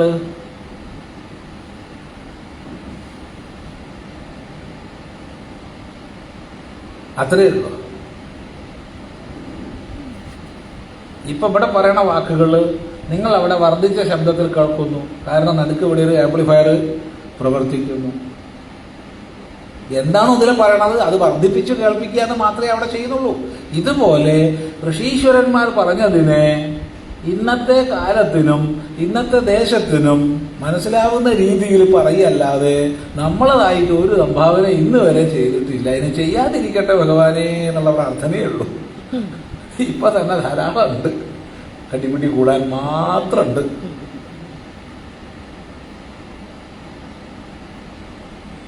അപ്പോഴാണ് ശിവാനന്ദ സ്വാമിയുടെ മൊഴിമുത്തുകൾ കുറച്ചു കൊല്ലം കഴിഞ്ഞു. എവിടെ പോയടേ? അവന്റെ കാറ്റ് പോയി. കുറച്ചു കൊല്ലം കൂടി കഴിഞ്ഞ കാറ്റ് പോയില്ലേ? കുറച്ചു കൊല്ലം മുമ്പ് കാറ്റുണ്ടായിരുന്നോ? രണ്ടുമില്ല. എന്ത് മൊഴിമുത്ത്? ഋഷിമാര് പറഞ്ഞത് പരമ്പരയാ തുടരുക, അത്രയേ ഉള്ളൂ. ഇതാ പറഞ്ഞ മോനെ, ഞാൻ പറയല്ല, ഇത് ബ്രഹ്മവിദ വദന്തി, ബ്രഹ്മജ്ഞാനികൾ പറഞ്ഞതായത്. അത് ഞാൻ എന്നോട് പറഞ്ഞു തരണോ? അത്രയേ ഉള്ളൂ. ഇന്നത്തെ ദേശകാലങ്ങൾക്കനുസരിച്ചുള്ള മാറ്റങ്ങളൊക്കെ ഞാൻ വരുത്തും, അതുണ്ടാവും. ഇവിടെ പറയണത് ഭാഷയിലായിരിക്കില്ല, വേറൊരു നാട്ടിൽ പോയാൽ പറയേണ്ടത് ഇല്ലേ? അവിടുത്തെ ഭാഷയിൽ. അപ്പം മിനിഞ്ഞാന്ന് രാത്രിയാണ് നമ്മൾ തിരിച്ചെത്തിയത് ആഫ്രിക്കയിൽ. ആഫ്രിക്കയിൽ ഇങ്ങനെയാ പറയുക. അത് ഇംഗ്ലീഷ്, മലയാളം ഇംഗ്ലീഷിലുള്ള വ്യത്യാസം മാത്രമല്ല പറയണത്. അവിടെ ദൃഷ്ടാന്തങ്ങൾ പറയുമ്പോൾ അവിടുത്തെ സമൂഹത്തിന് മനസ്സിലാവുന്ന ദൃഷ്ടാന്തങ്ങൾ വേണം. ഇംഗ്ലീഷ് ഉപയോഗിച്ചുകൊണ്ട് മാത്രമൊന്നും കാര്യമില്ല. ആഫ്രിക്കയിൽ പറയുന്ന ഭാഷയിലല്ല അമേരിക്കയിൽ പോയാൽ പറയേണ്ടത്. രണ്ടും ഇംഗ്ലീഷൊന്നും തന്നെയാണ്, പക്ഷെ ഭാഷ വ്യത്യസ്തമാണ്. കാരണം അവിടുത്തെ സമാജത്തിന് മനസ്സിലാവുന്ന രീതിയിൽ വേണം ഇതേ വേദാന്ത ആശയത്തെ അവിടെ പറയുന്നത്. ആശയത്തിന് മാറ്റമില്ല, പക്ഷെ ആവിഷ്കാരത്തിന് മാറ്റമുണ്ട്. ആ ആവിഷ്കാരത്തിന്റെ പേരിൽ നമുക്ക് വല്ല റൈറ്റും ഉണ്ടോ? ഒന്നുമില്ല. പൂർവികന്മാർ പറഞ്ഞു തരുന്നത് ഇങ്ങനെ തുടരുക, അത്രയേ ഉള്ളൂ. ഇതാണ് സനാതന ധർമ്മത്തിന്റെ ഏറ്റവും വലിയ മഹത്വം എന്ന് മനസ്സിലാക്കിയാൽ നല്ലത്. ഇത് ഇന്നലെ മിഞ്ഞാന്നും പെയ്ത മഴയ്ക്ക് മുളച്ചതല്ല.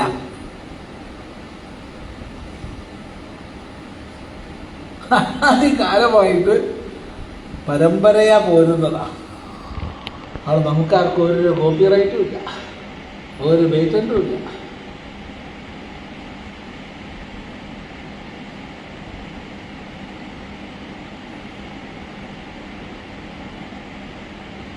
ഇത് ബ്രഹ്മവിദോ വദന്തി, ഇപ്രകാരം ബ്രഹ്മജ്ഞാനികൾ പറഞ്ഞു. വദന്തി പറഞ്ഞാൽ പറയുന്നു എന്നേ അർത്ഥമുള്ളൂ, വർത്തമാനകാലമാണ്. പക്ഷേ അതിൻ്റെ കൂടെ സ്മ ചേർത്താൽ ഭൂതകാലമാവും. വദന്തി സ്മ എന്ന് പറഞ്ഞാൽ പറഞ്ഞു, വദന്തി എന്ന് പറഞ്ഞാൽ പറയുന്നു, വദന്തി സ്മ എന്ന് പറഞ്ഞാൽ പറഞ്ഞു. അവതൻ പറഞ്ഞു. എന്താ പറഞ്ഞേ? പരാജൈവ അപരാജ, പരയും അപരയും, ഈ രണ്ട് വിദ്യകളും അറിയണം. നമ്മൾ ഈ പരയാപരെ അറിയണം എന്നുള്ളത് പോട്ടെ, ഒരു മേഖലയിലുള്ള ആൾക്ക് വേറൊരു മേഖലയെക്കുറിച്ച് അറിയില്ലെന്ന് ഇതൊരു കഷ്ടമാണ്. നിങ്ങൾ പറഞ്ഞാൽ വിശ്വസിക്കാത്തൊരു വിഷയം പറഞ്ഞുതരാം, പക്ഷെ ഒന്ന് ഉറപ്പിക്കാൻ ഉണ്ടാക്കിയിട്ടുള്ളതാണ്. ഒരു സ്പെഷ്യലൈസ്ഡ് മെഡിക്കൽ ഡോക്ടേഴ്സുണ്ട്. മെഡിക്കൽ ഡോക്ടേഴ്സ് അതിനൊക്കെ സ്പെഷ്യലൈസ്ഡാണ് ഒരു കൂട്ടം. അത് നമ്മൾ സംസാരിക്കുകയും വേറെ ആരുമില്ല, ഡോക്ടേഴ്സ് മാത്രം, ആ മെഡിക്കൽ പ്രൊഫഷണൽസ് മാത്രം. അത് സ്പെഷ്യലൈസ്ഡാണ് മുഴുവൻ. ഞാൻ ചോദിച്ചു, വെറുതെ ഒരു ചോദ്യം, നമ്മുടെ വീട്ടിലെ ഫ്യൂസ് വയറ് പോയി, ഫ്യൂസ് വയറ് കത്തിപ്പോയി, ഇതിൽ കൂടെ എത്ര പേർക്ക് ഫ്യൂസ് കെട്ടാറിയാം? 10-60 പേരിരിക്കുന്ന കൂട്ടത്തിൽ ഒരാൾക്ക് പോലും അറിയില്ല. എന്ത് ചെയ്യാൻ?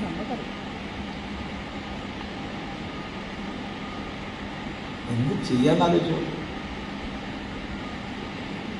വെള്ളത്തിൽ വീണു, നീന്താൻ എത്ര പേർക്കറിയാം? വളരെ ചുരുക്കം പേർക്ക്. എന്ത് ചെയ്യാന്നാലോചിച്ച് നോക്കും. അപ്പോൾ ഒരു മേഖലയിൽ അറിവുണ്ടാകുമ്പോൾ വേറൊരു മേഖലയിൽ അറിവില്ലാത്തതാണ് ഇന്നത്തെ ഒരു വലിയൊരു കുഴപ്പം. നമ്മുടെ വലിയ കുഴപ്പമാണ്. അവനവൻ്റെ ആ സ്പെഷ്യലൈസ്ഡ് മേഖല മാത്രം, അതിനപ്പുറത്തേക്ക് നോക്കിയിട്ടുണ്ടാകും. അത് കുത്തിയിരുന്ന് പഠിച്ച് കാർന്ന് തിന്ന് അതിന് നല്ലതുണ്ടാവും. അതിനപ്പുറത്തേക്ക് കുറച്ചെങ്കിലും പോട്ടെ. വലിയൊരു കഷ്ടമല്ലേന്ന് ആലോചിച്ച് നോക്കും. എന്താ നിങ്ങളുടെ അഭിപ്രായം എന്നറിയില്ല. എല്ലാത്തിലും എല്ലാവർക്കും സ്പെഷ്യലൈസ്ഡ് അറിവുണ്ടാവുമെന്ന് വിചാരിക്കുന്നില്ല. ആഴത്തിലുള്ള അറിവ് എല്ലാത്തിലും ഒന്നും ഉണ്ടാവില്ല. പക്ഷേ സാമാന്യജ്ഞാനം വേണ്ടേ?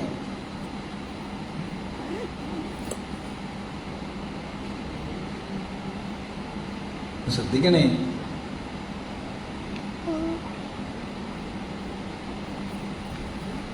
വലിയ വേദന ഉണ്ടാക്കുന്ന പല വിഷയങ്ങളുണ്ട്. നമ്മൾ വിദ്യാർത്ഥികളോട് പലപ്പോഴും സംവദിക്കാറുണ്ട്. ഹയർ സെക്കൻഡറി സ്കൂള്, കോളേജ് തലങ്ങളിലുള്ള വിദ്യാർത്ഥികളോട് സംവദിക്കുമ്പോൾ കേരളത്തിൽ നിത്യവും ന്യൂസ് വായിക്കുന്ന എത്ര പേർ? ന്യൂസ് പേപ്പർ എന്നുള്ള വാക്ക് ഉപയോഗിക്കുന്നില്ല.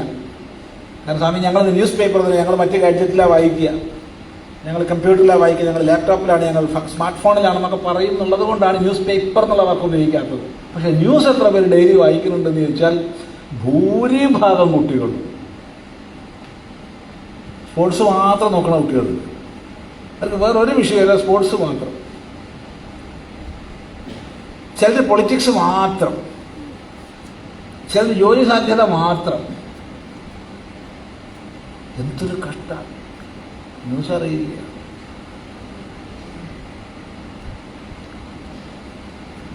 അപ്പൊ ഉപനിഷത്ത് നമുക്ക് തരുന്ന കാഴ്ചപ്പാട് ശ്രദ്ധിക്കുക.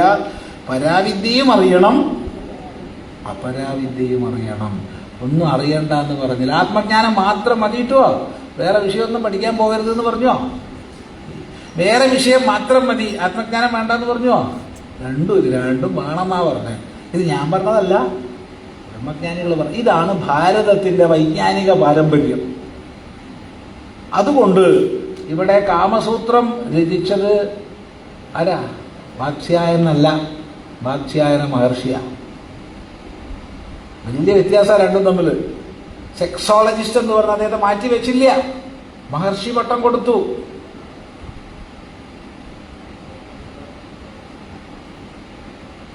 ഈശ്വരനെ സുസൂക്ഷ്മം അപഗ്രഥിച്ച ബാദരായണൻ മഹർഷിയാണെങ്കിൽ ഈശ്വരനെ നിഷേധിച്ച ചാർവാകനും മഹർഷിയാണ്. അദ്ദേഹത്തെ എത്തിസ്റ്റ് എന്ന് പറഞ്ഞ് മാറ്റിവെച്ചില്ല. എന്നോടൊരാൾ പറഞ്ഞു, സ്വാമി നിങ്ങൾക്കൊന്നും എന്നെ പിടിക്കില്ല, ഞാനൊരു എത്തിസ്റ്റാന്ന് പറഞ്ഞു. ഞാൻ പറഞ്ഞു ഞാനൊരു ഭാരതീയനാണെന്ന് പറഞ്ഞു. വേറൊന്നും പറഞ്ഞില്ല. അതിലേക്ക് മനസ്സിലായോന്ന് അറിയില്ല ഇതിന്റെ ഉത്തരം.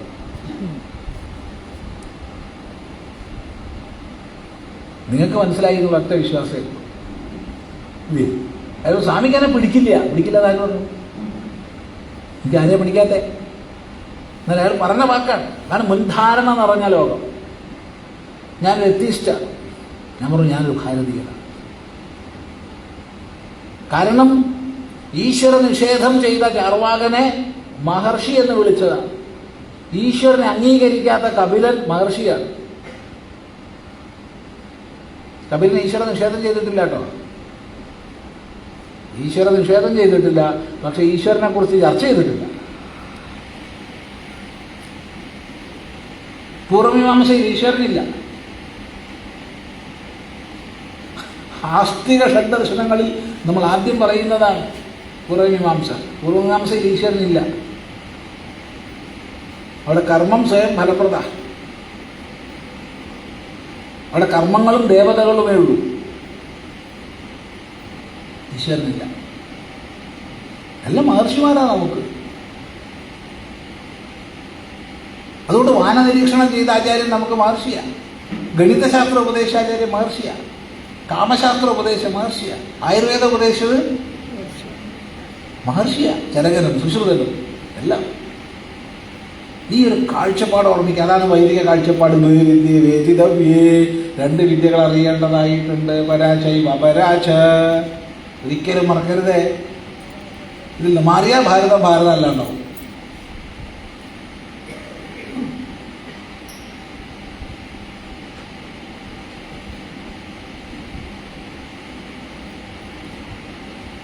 അപ്പൊ വിശ്വാസങ്ങളുണ്ടാവും, അനുഷ്ഠാനങ്ങളുണ്ടാവും, ശാസ്ത്രജ്ഞാനം ഉണ്ടാവും, ഒക്കെ ഉണ്ടാവും.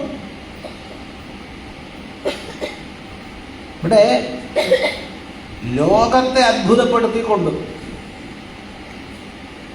ലോകത്തിലെ വിവിധ രാജ്യങ്ങൾ ചിന്തിക്കാൻ പോലും കഴിയാത്ത ചുരുങ്ങിയ ചെലവിൽ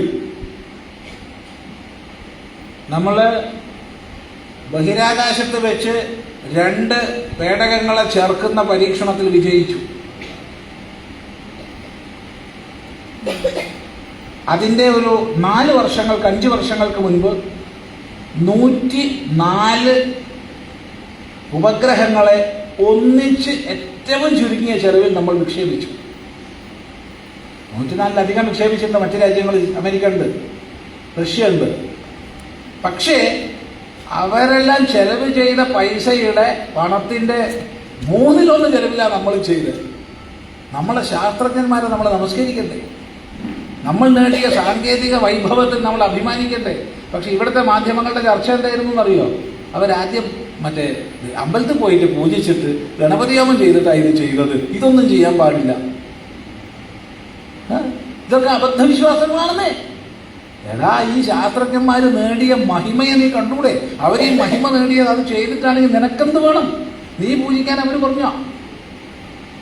നീ ഗണപതിനെ പൂജിക്കാൻ അവർ പറഞ്ഞോ? അവർ പൂജിച്ചത് എടുക്കാൻ നിനക്ക്. അവർ പൂജിച്ചത് പഴഞ്ചനാണെന്ന് പറയുന്നത്. അങ്ങനെയാണെങ്കിൽ അവർ പഴഞ്ചന്മാരായിരിക്കണം. അങ്ങനെയാണെങ്കിൽ അവർക്ക് സാധിക്കാൻ പാടില്ല. അവർക്ക് സാധിച്ചുല്ലോ. ലോകത്തെ അത്ഭുതപ്പെടുത്തുന്ന രീതിയിലാണ്. സ്പേസ് ഡോക്കിംഗ് നടത്തുന്ന 4ാമത്തെ രാഷ്ട്രം ഭാരതമാണ്. എന്നാൽ സാമ്പത്തിക ചെലവ് കൂട്ടിയ ഒന്നാമത്തെ രാഷ്ട്രം ഭാരത എന്ന് പറയണം. ഒന്ന് ആലോചിച്ച് നോക്കൂ. അത് ഈ കാഴ്ചപ്പാടാണ്.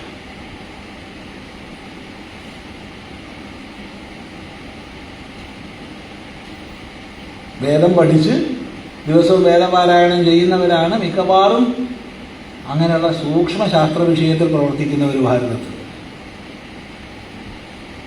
അത് ഈ കാഴ്ചപ്പാടാണ്. നമ്മളിൽ മാറിപ്പോയത്, അത് മാറിപ്പോകുന്നതാണ് കുഴപ്പം. നമ്മൾ കുട്ടികളെ ഈ വാട്ടർ ടൈറ്റ് കമ്പാർട്ട്മെൻറ്റിലാക്കിയിട്ട് എന്താ കോമ്പറ്റേറ്റീവ് എക്സാമിന് പ്രിപ്പയർ ചെയ്തിട്ട് നശിച്ചു കഴിഞ്ഞു. അത് ഈ കുതിരയ്ക്ക് അപ്പുറത്തേക്ക് ഇപ്പുറത്തേക്ക് കാണാത്ത വിധം മുഖപടം കെട്ടുന്നുണ്ട്. നീ ഒരു കാര്യം ചെയ്യുമോനെ, നീ നിന്റെ പ്ലസ് ടുവിൽ പഠിച്ച ബയോളജിയും ഫിസിക്സും മാത്സും മാത്രം അങ്ങോട്ട് പഠിച്ചോട്ടോ, കഴിഞ്ഞു. അവൻ കഴിഞ്ഞു കഥ മുഴുവൻ. ഏതാ നാളെ ഡോക്ടറായിട്ട് വരുന്നത്, എഞ്ചിനീയറായിട്ട് വരുന്നത്. അത് ഭാരതീയ സമഗ്ര ജ്ഞാനത്തിൽ നിന്നുള്ള പൂക്കാം. ഓർമ്മിച്ചാൽ, ചിന്തിച്ചാൽ നല്ലത്, തിരുത്തിയാൽ നല്ലത്, അത്രേ പറയാം. ശരി, ഇരിക്കട്ടെ. എന്താ ഈ പരാവിദ്യയും അപരാവിദ്യയും? അതറിയണമല്ലോ. എന്താണ് പരാവിദ്യ, എന്താണ് അപരാവിദ്യ? അതാണ് അടുത്ത വിഷയം.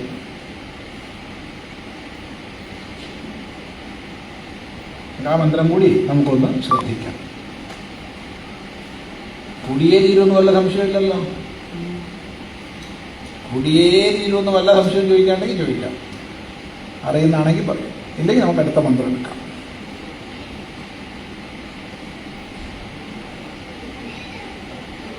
ആ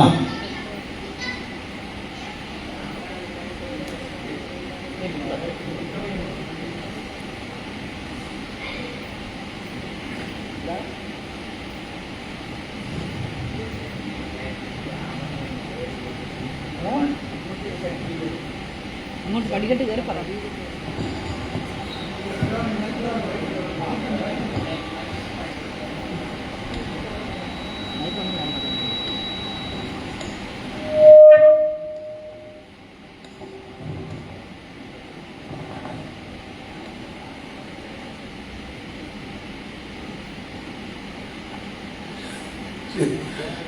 സത്യസന്ധമായി പറഞ്ഞാൽ അറിയാത്ത ഉത്തരമാണ് അതിനുള്ളത്.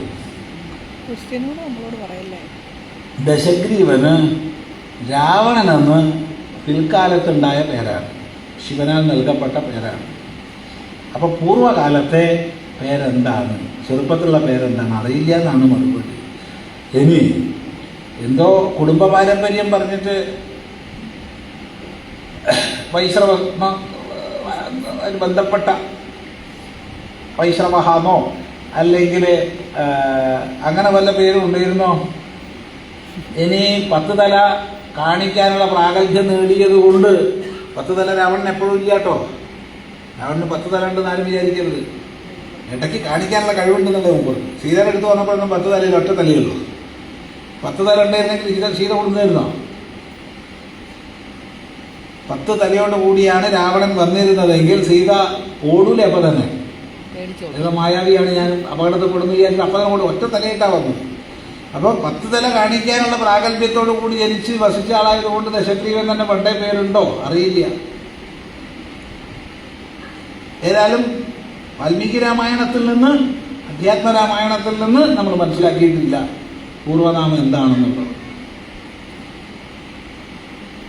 സത്യം അതാണ്, ഒഴിഞ്ഞു മാറാൻ വേണ്ടി പറഞ്ഞതല്ല, സത്യം അതാണ്. അത്രേ അറിയുള്ളൂ. രാവണൻ എന്നുള്ളത് നല്ല പേരാട്ടോ. പക്ഷെ നമ്മളാ പേര് ഇയാൾ കേട് വരുത്തിയോണ്ട് ഇപ്പൊ കുട്ടിയൊക്കെ ഇടാൻ നമുക്കൊരു മടിയാ. പേര് നല്ലതാണ്, കാരണം നല്ല നല്ല ശബ്ദത്തോടു കൂടിയവനാണ്, നല്ല ശബ്ദമുള്ളവനാ രാവണൻ. നല്ല പേരാ, പക്ഷേ ആ പേരിനെ കളങ്കപ്പെടുത്തി അല്ലേ? ചില പേരങ്ങനെയാ. നല്ല സത്പേരുകൾ ചില ആൾക്കാർ ആ പേരിൻ്റെ ഉടമസ്ഥനായി കഴിഞ്ഞാൽ പിന്നെ നമുക്കത് ഇടാനൊരു മടി വരും. ശരി, അറിയില്ല. അവിടെ അവിടെ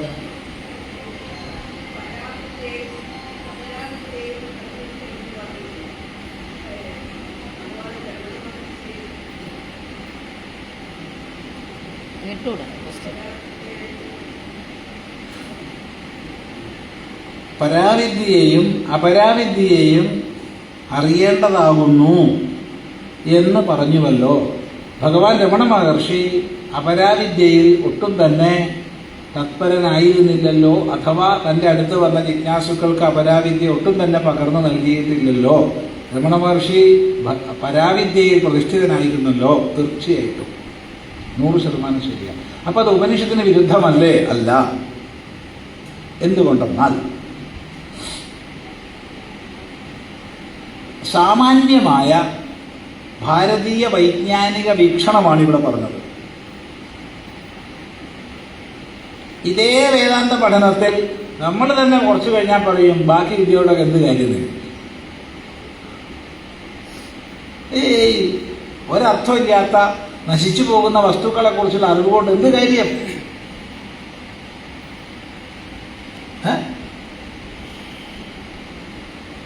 ചെറിയ ഉദാഹരണത്തിന് ഛാന്ദോഗ്യ ഉപനിഷത്തിന്റെ വളരെ ശ്രദ്ധേയമായൊരു ഭാഗം പറയാം.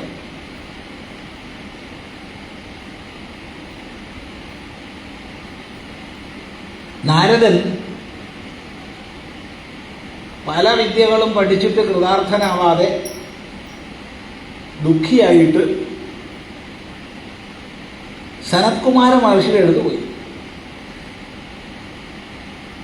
നമസ്കരിച്ച് സനത്കുമാര മഹർഷിയോട് പ്രാർത്ഥിച്ചു, അല്ലയോ ഭഗവാനെ, ആത്മജ്ഞാനി ദുഃഖത്തെ തരണം ചെയ്യുമെന്ന് ഞാൻ കേട്ടിട്ടുണ്ട്. ശ്രുതം മേ ഹേതത് ഭഗവദൃശേഭ്യഃ തരതി ശോകമാത്മവിദിതി സോഹം ശോചാമി തമ്മാം ശോകസ്യ പാരം താരയതു. ഭഗവാനെ പോലുള്ളവരിൽ നിന്ന് ഞാൻ കേട്ടിട്ടുണ്ട് ആത്മജ്ഞാനി ദുഃഖത്തെ തരണം ചെയ്യുന്നു എന്ന്. പക്ഷെ ഞാൻ ദുഃഖിക്കുന്നു, എനിക്ക് ദുഃഖമുണ്ട്. അങ്ങനെയുള്ള എന്നെ ദുഃഖത്തിന്റെ മറുകരയിലേക്ക് നയിക്കണമേ. സത്യസന്ധമായ പ്രാർത്ഥനയാണ്. പഠന സനത്കുമാരനോട് ചോദ്യം, നീ എന്തൊക്കെ പഠിച്ചിട്ടുണ്ട്? ഇതിന്റെ മറുപടിയായിട്ട് നാരദൻ പറയും, ഭഗവോ, അല്ലേ ഭഗവാനെ, ഞാൻ ഋഗ്വേദം, യജുർവേദം, സാമവേദം, അഥർവവേദം, ശിക്ഷ, വ്യാകരണം, നിരുക്തം, ഛന്ദസ്, ജ്യോതിഷം, ആയുർവേദം, ധനുർവേദം, സ്ഥപത്യവേദം, ഗാന്ധർവവേദം, അർത്ഥവേദം, 64 കലകള്, ഇതിഹാസം, പുരാണം, നക്ഷത്രവിദ്യ, ജ്യോതിഷം, വാസ്തു എന്ന് വേണ്ട നമുക്കെല്ലാം കൂടി നാരദനോട് അസൂയ വരുന്നേ. അയാൾ പഠിച്ചത് ഭഗവാനെ, ഇയാൾക്ക് അറിയാത്തൊന്നുമില്ലല്ലോ. ഇത് കേട്ടിട്ട് സനത്കുമാരൻ പറയായടോ, ഇതൊക്കെ അല്പമാണോ? ഇത് മുഴുവൻ ഒരു അർത്ഥമില്ലാത്ത വിദ്യകളാണ് നീ പഠിച്ചത്, അല്പമാണ് ഇതൊക്കെ. നിനക്ക് ഞാൻ അതുകൊണ്ടൊരു കാര്യം ചെയ്യാം, അനല്പമായത് പറഞ്ഞു തരാം, ഇരിക്കവിടെ എന്ന് പറഞ്ഞിട്ട് ഭൂമാവിദ്യ ഉപദേശിച്ചു. അപ്പൊ താൻ ഇതുവരെ പറഞ്ഞതൊക്കെ, ഈ പഠിച്ചതൊക്കെ വ്യർത്ഥമാണ്, ഇതുകൊണ്ടൊന്നും ദുഃഖം മാറില്ല എന്ന് പറഞ്ഞു. ആരോട്? എല്ലാം മനസ്സിലാക്കിയും കൃതാർത്ഥത കൈവരാതെ സത്യജിജ്ഞാസുവായി ചെന്ന ശിഷ്യനോട്. മനസ്സിലായില്ല? ഒന്നുകൂടി പറയാം.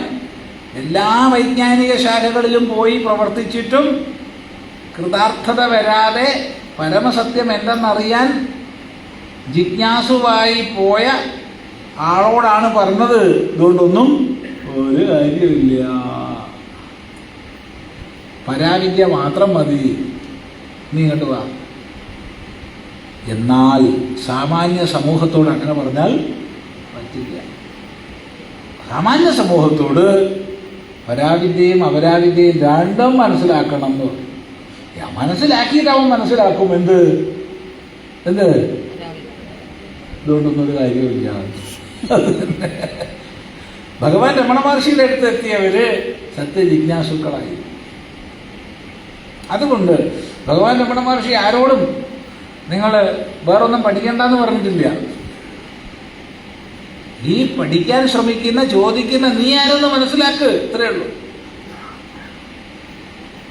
അത് ആ തലത്തിലുള്ളവരോടാ, എല്ലാവരോടും അത് പറയാൻ പറ്റില്ല.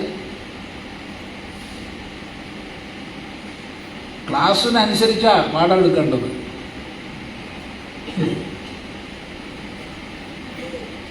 ഇവിടെ ഉപനിഷത്ത് പറയുന്ന ആള്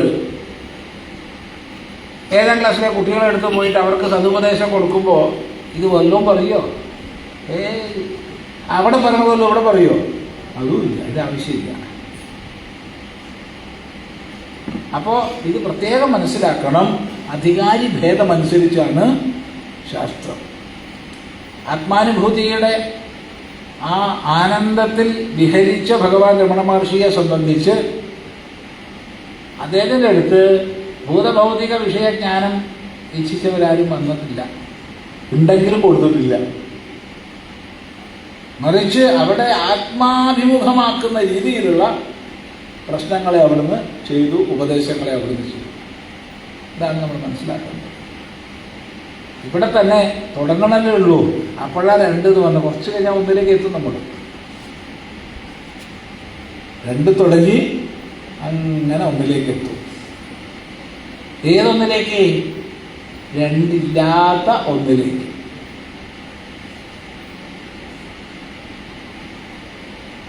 പ്രത്യേകം ശ്രദ്ധിക്കാം. ശരി, വേറെ എന്തെങ്കിലും ഉണ്ടെങ്കിൽ ചോദിക്കാം, അറിയുന്നതാണെങ്കിൽ പറയാം.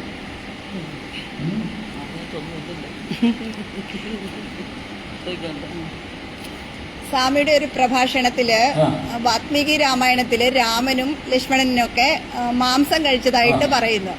അത് എൻ്റെ കയ്യിൽ ഒരു ഗദ്യം വാൽമീകി രാമായണമുണ്ട്. പക്ഷെ അതിൽ ഞാൻ ഒരു ഗദ്യത്തിന്റെ വാൽമീകി രാമായണമുണ്ട്. അത് ഞാനിങ്ങനെ കുറെ വായിച്ചിട്ടു അതിലെങ്ങും ഞാൻ കാണുന്നില്ല. അത് ഏത് കാണ്ഡത്തിലാണെന്നൊന്ന് പറയുമോ? ഏത് ഇവിടെ ചോദ്യം എല്ലാവരും കേട്ടിട്ടുണ്ടാവില്ല. സ്വാമിയുടെ പ്രഭാഷണങ്ങളിൽ ചിലതിൽ ശ്രീരാമചന്ദ്രൻ മാംസം ഭക്ഷിച്ചു എന്ന് പറയുന്നത് ഞാൻ കേട്ടിട്ടുണ്ട്. എൻ്റെ കയ്യിൽ വാൽമീകി രാമായണം ഗദ്യമുണ്ട്. അത് ഞാൻ തലങ്ങും വിലങ്ങും നോക്കിയിട്ടും അങ്ങനെ ഒരു വാക്യം കണ്ടിട്ടില്ല. ഇവിടെ ഇവിടെ നമ്മൾ മനസ്സിലാക്കേണ്ടത്, സത്യസന്ധമായി നമ്മൾ രാമായണത്തെ സമീപിക്കുമ്പോൾ, വാക്കുകളുടെ അർത്ഥം പഠിക്കുമ്പോൾ നിശ്ചയമായും ശ്രീരാമനും ലക്ഷ്മണനും ഒക്കെ മാംസങ്ങൾ കഴിച്ച 1 ഭാഗമോ 2 ഭാഗമോ അല്ല, പല ഭാഗങ്ങളാണ്. ഇത്ര വേണമെന്ന് വരെ നമുക്ക് തോന്നും. കാരണം കാട്ടിലെത്തിയ ഉടനെ 3 മൃഗത്തെ കൊണ്ടുവന്നത് ലക്ഷ്മണൻ. ആകെ 3 പേരേ ഉള്ളൂ. ഒന്ന് തന്നെ ധാരാളമാണ്. പക്ഷേ കുറച്ച് സൈഡ് സഞ്ചരിച്ച് നടന്ന് ക്ഷീണിച്ചപ്പോൾ മുമ്പിൽ കിട്ടിയാൽ പിന്നെ ഉണക്കി സൂക്ഷിക്കാമല്ലോ, മാംസം ഉണക്കി സൂക്ഷിക്കാം. അതിൽ യാതൊരു തെറ്റുമില്ല.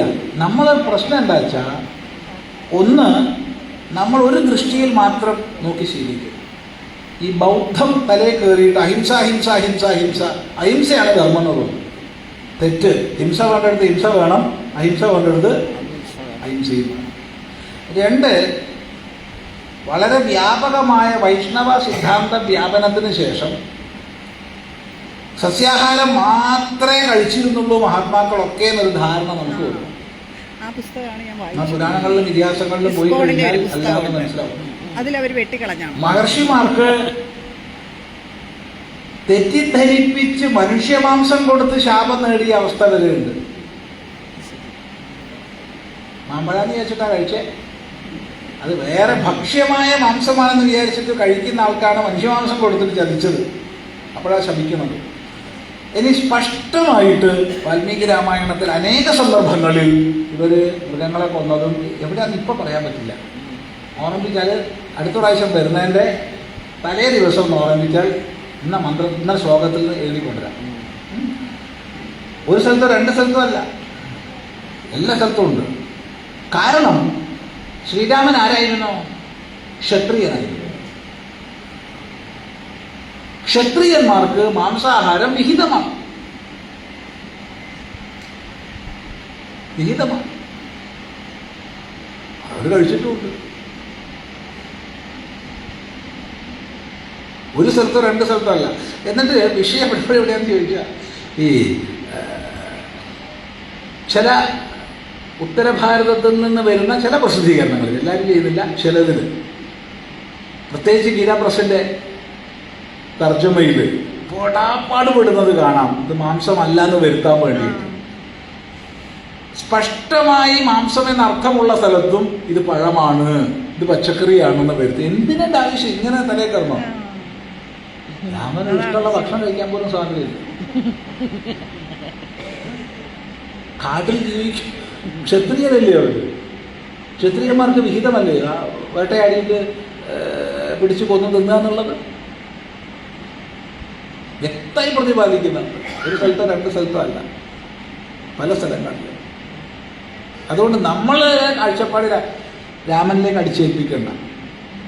പലപ്പോഴും അങ്ങനെയാണ് ചെയ്യുന്നത്. വലിയൊരു അപരാധം ചെയ്തു എന്നുള്ള രീതിയിൽ പലരും പറയും. രാമൻ ക്ഷത്രിയ വീരനായിരുന്നു. അത് പ്രത്യേകം ഓർമ്മിക്കുക. ഞാൻ ഏതൊക്കെയാ ശ്ലോകങ്ങൾ എന്നുള്ള വ്യക്തമായിട്ട് അല്ലാണ്ട് കാണാനൊന്നും അറിയില്ല. സംശയങ്ങളുടെ തലമുറ.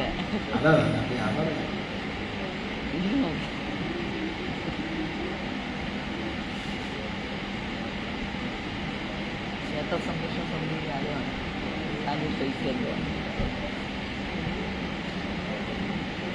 അതെ,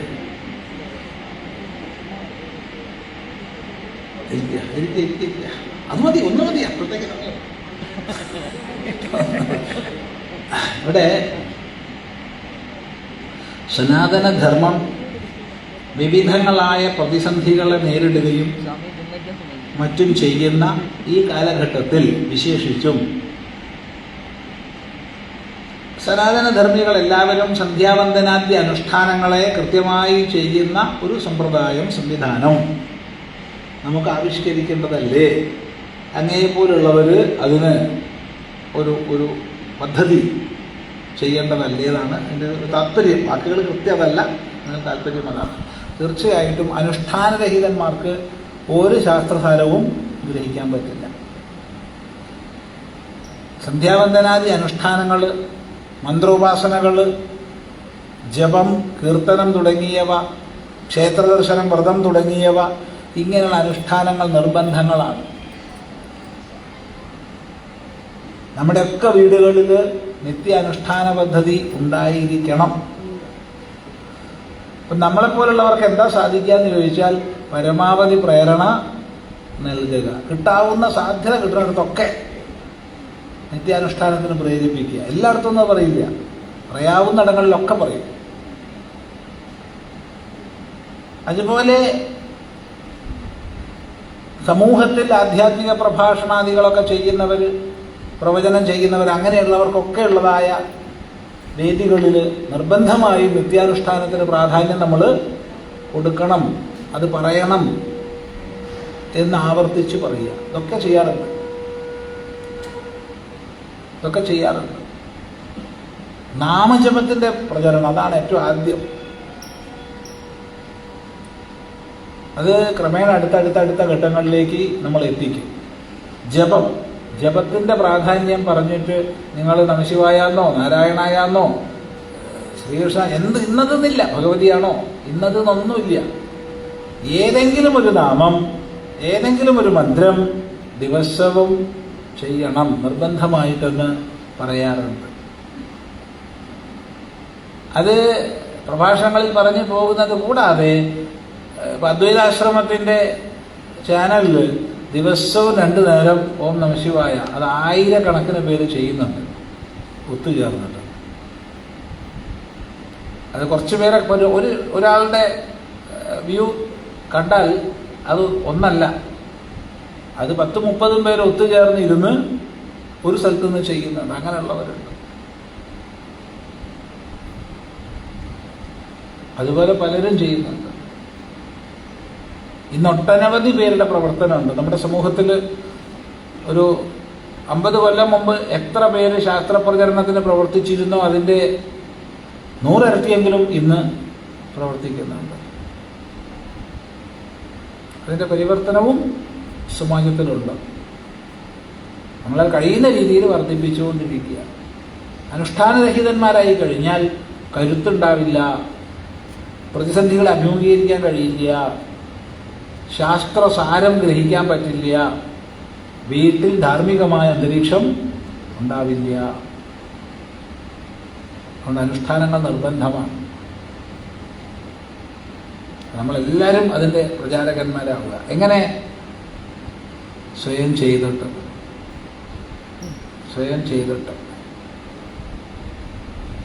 സന്യാസി ഒരിക്കലും സന്യാസിയുടേതായ അനുഷ്ഠാനങ്ങളല്ല പുറമെ സമൂഹത്തിൽ പറയുക. ഒരാൾ ചോദിക്കുക, ഇപ്പോൾ ചിദാനന്ദ സ്വാമി ദിവസം നമശിവായ നാരായണ ചെയ്യണമെന്ന് പറഞ്ഞു. നിങ്ങൾ ചെയ്യണ്ടോ എന്ന് വെച്ചാൽ സത്യം പറഞ്ഞാൽ ചെയ്യില്ല, ഞങ്ങൾ ചെയ്യില്ല. കാരണം സന്യാസിമാരുടെ ആചരണം വേറെ ഉണ്ട്. അത് അല്ല ഗൃഹസ്ഥരോട് പറയേണ്ടത്. അപ്പം അധികാരി ഭേദം അനുസരിച്ച് സന്യാസിക്ക് സന്ധ്യയില്ല, അത് സന്ധ്യാവന്ദനമില്ല. യജ്ഞോപവീതം ഉപേക്ഷിച്ചവരാ. യജ്ഞോപവീതം ഒഴുക്കി കളഞ്ഞ് ശിഖ പഠിച്ചു കളഞ്ഞ് എന്നിട്ടാണ് സന്യാസി ദീക്ഷയിലേക്ക് പ്രവേശിക്കുന്നത്, ചടങ്ങുകളുടെ ഭാഗമായി. അതുകൊണ്ട് സന്ധ്യയില്ല. പക്ഷെ സമൂഹത്തിൽ സന്ധ്യാവന്ദനം ചെയ്യണം എന്ന് പറയും. അപ്പം നിങ്ങൾ ശീലിക്കേണ്ടത് ആരുടെ തന്നെ സന്ധ്യാവന്ദനം ചെയ്യുന്ന ആചാര്യന്മാരിൽ നിന്ന് ശീലിക്കണം എന്ന് പറയും. അല്ലാണ്ട് നമ്മൾ പഠിപ്പിക്കില്ല. പറഞ്ഞ വ്യക്തമായി എന്ന് വിചാരിക്കും. സന്ധ്യാവന്ദനാദികളൊക്കെ പഠിപ്പിക്കുന്ന ഒരുപാട് ആചാര്യന്മാരുണ്ട്. നിങ്ങളവരിൽ നിന്ന് പഠിക്കണം, പ്രചരിപ്പിക്കണം. ഏറ്റവും പ്രധാനം അച്ഛൻ തന്നെയാണ് ഗുരു എന്ന് ഓർമ്മിക്കുക. നമ്മുടെ അച്ഛനോ വേണ്ടതുപോലെ അറിഞ്ഞില്ല അച്ഛാ, നമ്മുടെ കർത്തവ്യമാണ് നമ്മുടെ മക്കൾക്ക് പകർന്നു നൽകുക എന്നുള്ളത്. അതുകൂടി ശ്രദ്ധിക്കുക. തൽക്കാലം നമുക്ക് ഇന്ന് ഉപസംഹരിക്കാം. അടുത്ത പ്രാവശ്യം പറയാം. ഓം ഭദ്രം കർണേഭിഃ ശൃണുയാമദേവാഃ ഭദ്രം പശ്യേമാക്ഷഭിർയജത്രാഃ സ്ഥിരൈരംഗൈസ്തുഷ്ടവാംസസ്തനൂഭിർव्यसेम देवहितं यदायुः स्वस्ति न इन्द्रो वृद्धश्रवाः स्वस्ति न पूषा विश्ववेदाः स्वस्ति नः स्तार्क्ष्यो अरिष्टनेमि स्वस्ति नो बृहस्पतिर्दधातु. ओम शांति शांति शांति.